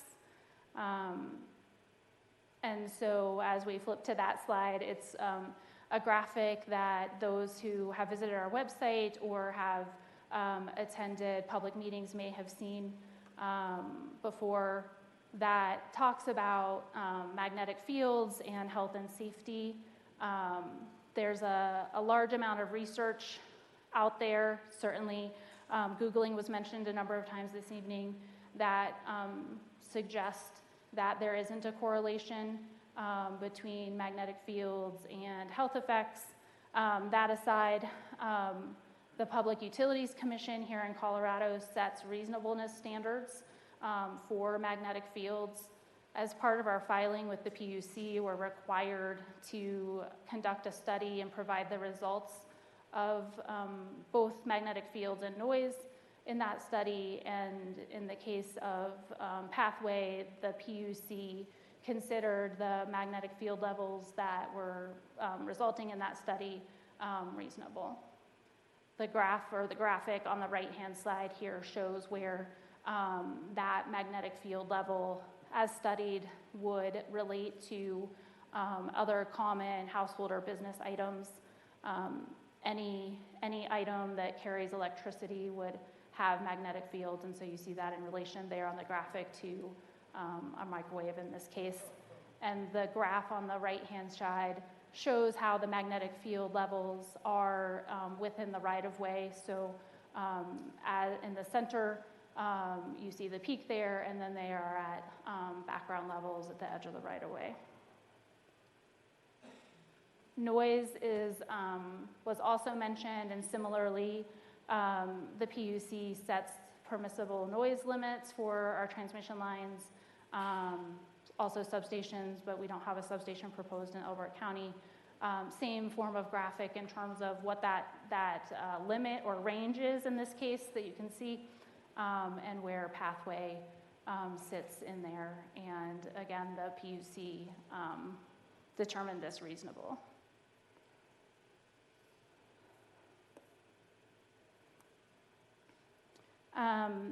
To talk a little bit about fire districts and our ongoing interactions and coordinations with them, I will let Andrew speak to some of that. Perfect. Thank you, Jen.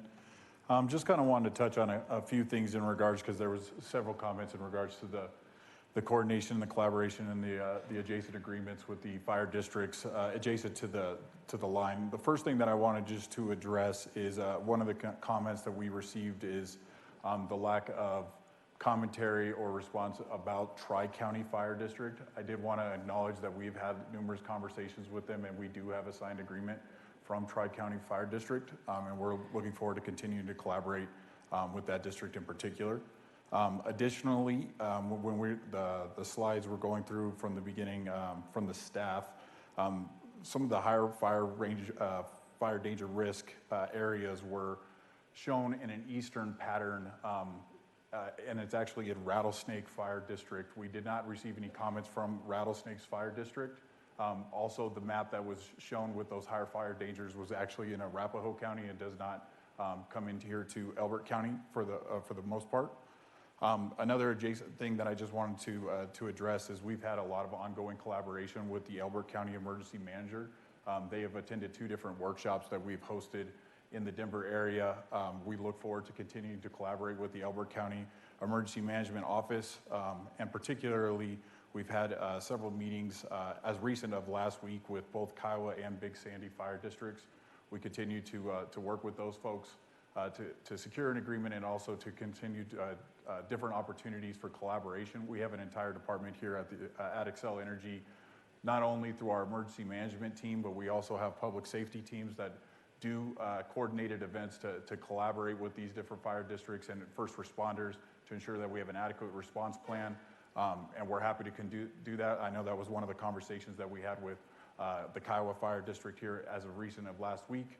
And we look forward to that partnership and that collaboration as we continue through this process.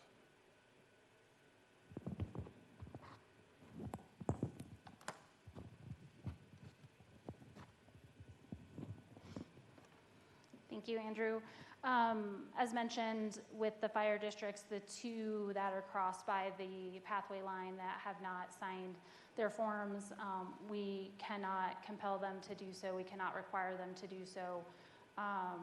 It's my understanding that one of them responded, and I believe it's in the referral comments, that they would sign the form after the permitting process is complete, for example. So they've indicated that they would sign the form, but are looking for the permitting process to be complete.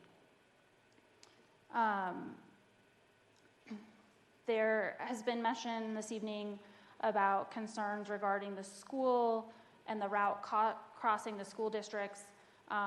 Elbert County is divided up into multiple school districts. You can't avoid the school districts with routing. So we do understand, of course, the concerns for school safety. The school that is closest to the pathway route, we addressed questions, comments from staff in our application, in our response to comments on that, as well as in our referral comments. We don't anticipate there being impact to the school zones during construction. Our contractors, for example, are required to follow speed limits and posted signs. They are not above the law. They must follow the same laws that we all do. We don't anticipate road closures that would impact bus routes. For example, the bulk of our construction occurs within the right-of-way, not from the roadways. And so we don't see impacts to bus routes or school districts in that way. We understand there may be concern about evacuating school children in the case of a wildfire. However, I think based on information provided by one of the fire districts, we understand there were in the neighborhood of 30 wildfires in Elbert County last year alone. And so we certainly understand the concern, but the risk and perhaps the lack of resources exists today. And in that way, Pathway is not requiring additional services. The fire districts that the Pathway route crosses through serve those areas today, with or without Pathway present. For example, again, we are adjacent to the core line for a number of miles, the core transmission line, and that fire district agreed to serve the core line. And so us being adjacent doesn't increase the need for additional resources. The fire districts are there today. Again, we heard comment that perhaps the resources are limited in their capacity today, and that's something that I'm sure everyone is interested in trying to find resolution on. As Andrew mentioned, we do regularly coordinate with fire districts and emergency responders as a utility, but we also do that as part of our construction. Generally, our construction contractor, for example, will meet with county jurisdictional agencies, including emergency first responder, fire districts, and others that have an interest in meeting with us. We do provide online training for first responders, and we have indicated that we would also provide in-person training through our construction contractor as well in our referral responses.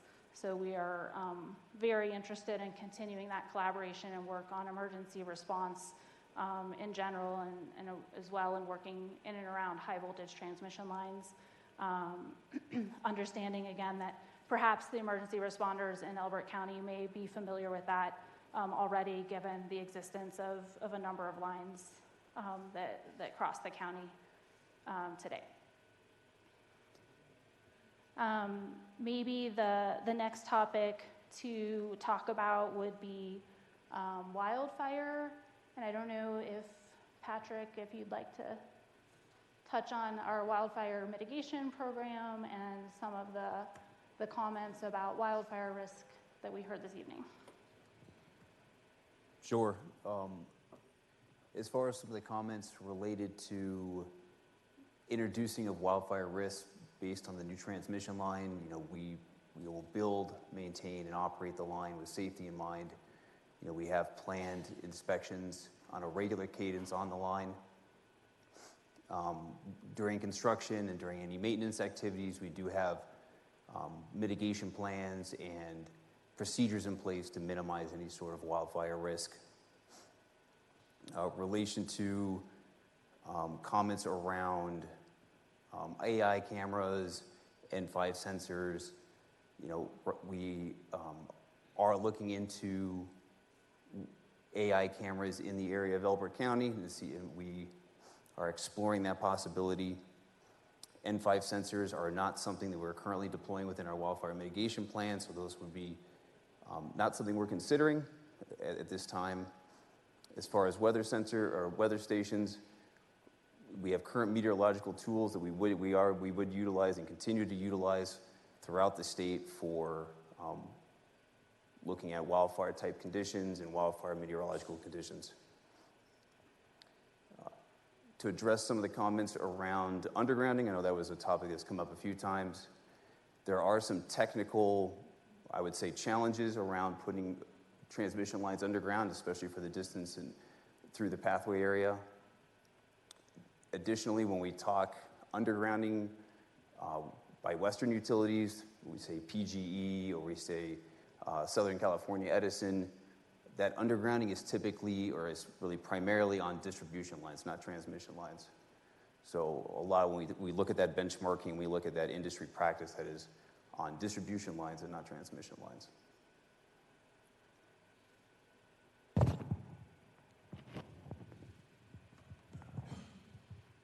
Thank you, Patrick. And just to touch on underground a little bit more, we do have on screen some images of underground transmission lines being constructed or installed in this instance. The top images are of underground transmission line installations. I think it's common for folks to think about undergrounding and what you may have seen, as Patrick was mentioning, for distribution lines, what would be a very small trench, perhaps something dug with a more common piece of equipment, a ditch witch or something, and cable laid in that trench.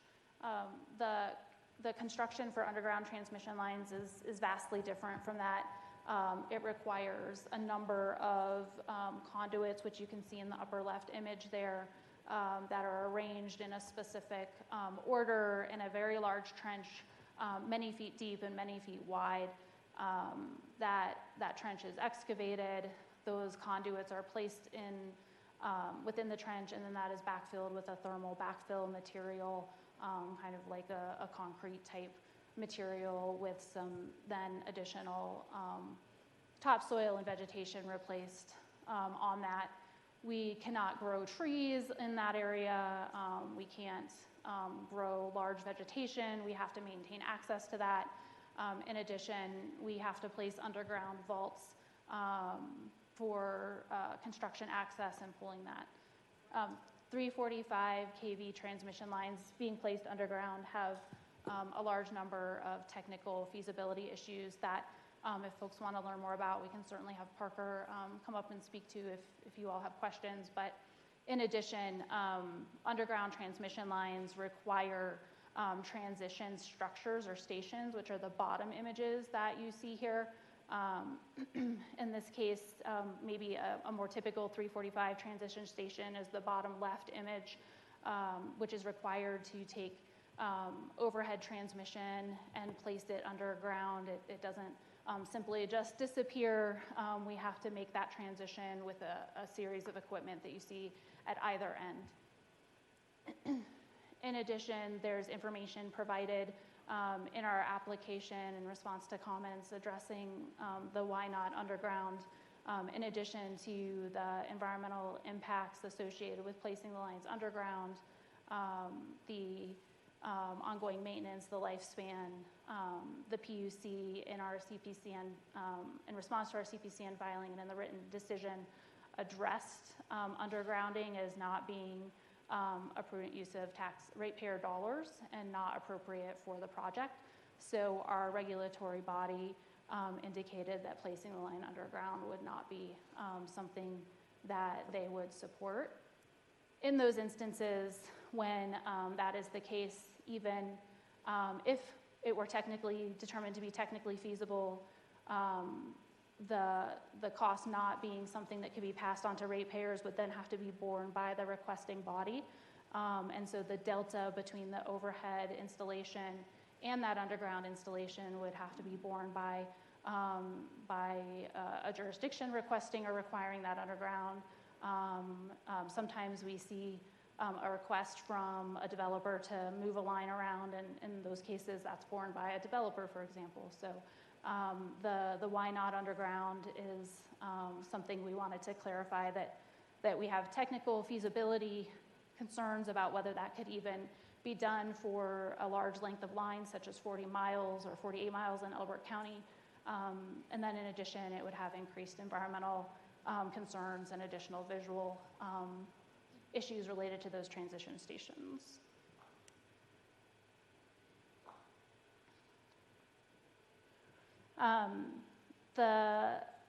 I think last issue that I've captured without flipping through all of my pages of notes would just be to touch on eminent domain. Certainly understand that folks have questions and concerns about how that works, and so in terms of working with landowners, we announced the preferred route in late 2022 and have been working to secure our land rights in the area since early 2023. It is only after lengthy discussions and negotiations, and if we're not able to reach voluntary agreement, that we utilize that tool. That really is under the jurisdiction of the district courts to determine that, and so wanted to just touch on that briefly. I think, unless I'm seeing from the team any other topics, happy to take any questions you may have for us, or if you need information on topics that I may have missed. You sure you don't want to flip through your notes one last time just to make sure? I'm happy to spend the time to flip through if we have it available. Well, we have about 7 minutes before we hit our mandated time to retire for the evening.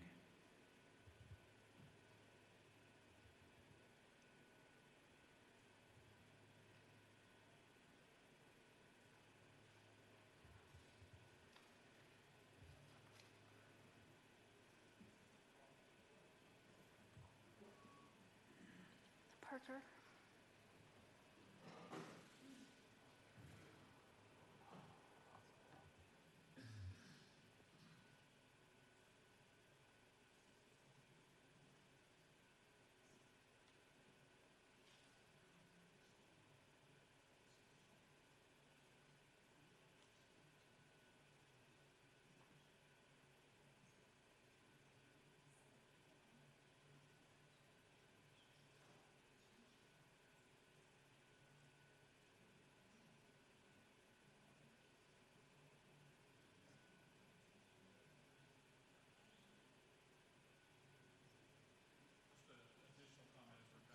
Notes here that I wanted to touch on. There's a misconception that this line is primarily being built for additional wind and solar resources. One of the topics that I kind of hit on early in the presentation is the overall grid reliability that this project is going to bring for the overall electric system here in the state of Colorado. Being able to interconnect into a coal-fired unit up in Brush, Colorado, which is our Pawnee generating station. This interconnects into our other coal-fired generation station in Pueblo at our Comanche station. It has an interconnection into Harvest Mile, which is in Arapahoe and Aurora, which does help bring overall grid stability. This is one of the largest transmission projects that the state of Colorado has seen. This is going to bring grid reliability from a large scale that's going to benefit all Coloradoans, not only Xcel Energy customers, but the electric grid overall here in the state. And we're looking forward to continuing to partner with that, but I just wanted to make sure that we address that this is not the primary reason for building the Colorado Pathways project. That is a benefit that we have the opportunity to bring generation onto this plant, or onto this pathway project. There was a comment in regards to nuclear facilities and other generation. We have an energy resource plan currently being considered with the Public Utilities Commission right now. It's called the Just Transition Solicitation. It is a new request to bring in more generation assets to keep up with the low growth that we are seeing here in the state of Colorado. The model, as we consider it, which is going to accept a number of different resources that are going to get bid into the Just Transition Solicitation, and one of those does contemplate nuclear. Xcel Energy does own and operate a nuclear facility up in Minnesota.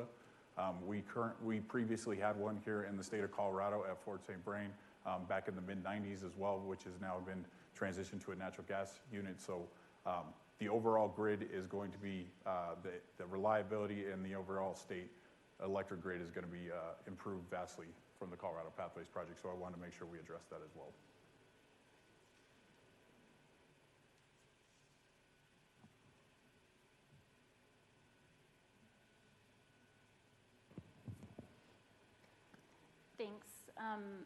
Again, in terms of local benefit, I did just want to highlight here a number of things. So although Xcel Energy does not serve distribution customers in Elbert County, we do provide transmission service to other utilities that do serve Elbert County. And so in that way, to Andrew's point about the grid, the more reliable grid benefits those that take service from that grid, which includes those that may purchase transmission service from Xcel Energy. The Colorado State Legislature has a position in CRS that all residents benefit from electrical infrastructure, including a reliable supply of electricity being vital to importance to the health, safety, and welfare of people in Colorado. Given the electric power is transmitted by means of that interconnected grid that Andrew mentioned, we all benefit from that power, and that it's critical that public utilities such as Xcel supply electric to meet the demand for service as growth continues to occur statewide. Certainly, Andrew mentioned, and I would like to reiterate again, Elbert County has in the code a requirement for an impact fee. We've estimated that impact fee based on the cost of the project in Elbert County to be around $2.5 million. That would be due to Elbert County. Understanding and hearing that there are concerns about needs in the county and maybe resources that the county could benefit from, I would imagine that receipt of that impact fee could help address some of those resource needs and acquiring things that may be needed in the county.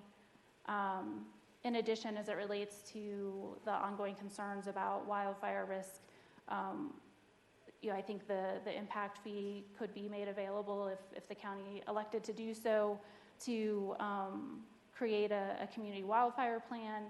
Xcel Energy regularly participates in those as it relates to infrastructure that we may have in the county, to benefit the county as a whole. Okay, you are starting to repeat yourself, just so you know. Okay. And then I think the last item was to remind again of the tax benefits that Andrew mentioned that we currently do pay to Elbert County, even though we're not a distribution service provider. And Okay. that is all I have. Thank you. We have 2 minutes left in our allotted time. I know we're not going to get a lot done in that 2 minutes, but we do have a couple of things to think about as we go through this. The first of which is I have probably 4 pages worth of questions I want to ask, and I'm probably not the only one that has a fairly long laundry list of questions.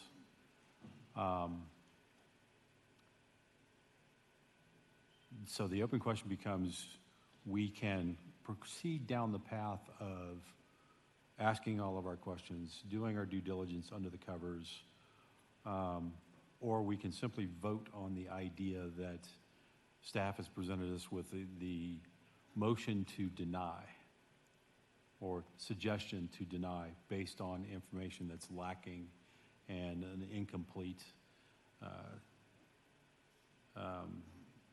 application. So I'll ask the board directly, since we're now in a board-only conversation. Do we want to ask our questions, or do we want to just push forward with the vote? I have, I turned my mic on. I have a lot of questions. I understand what you're saying about the vote, but based on past experience of how this board has voted and Or a planning commission?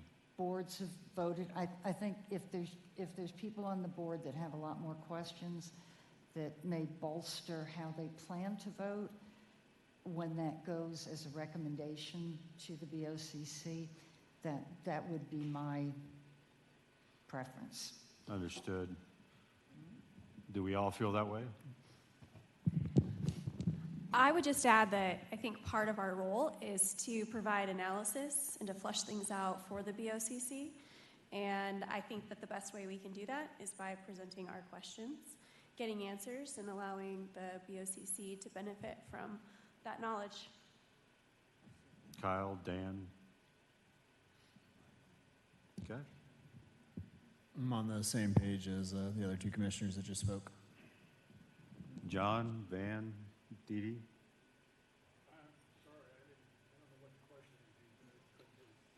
It sounds like we're going to come back tomorrow and continue this conversation with our series of questions. So with that, what's that? Yeah. Okay, fair enough. Agreement So with, Nicole and what I would like to do is vote to continue this to tomorrow. Is it possible that we can meet at 6 p.m.?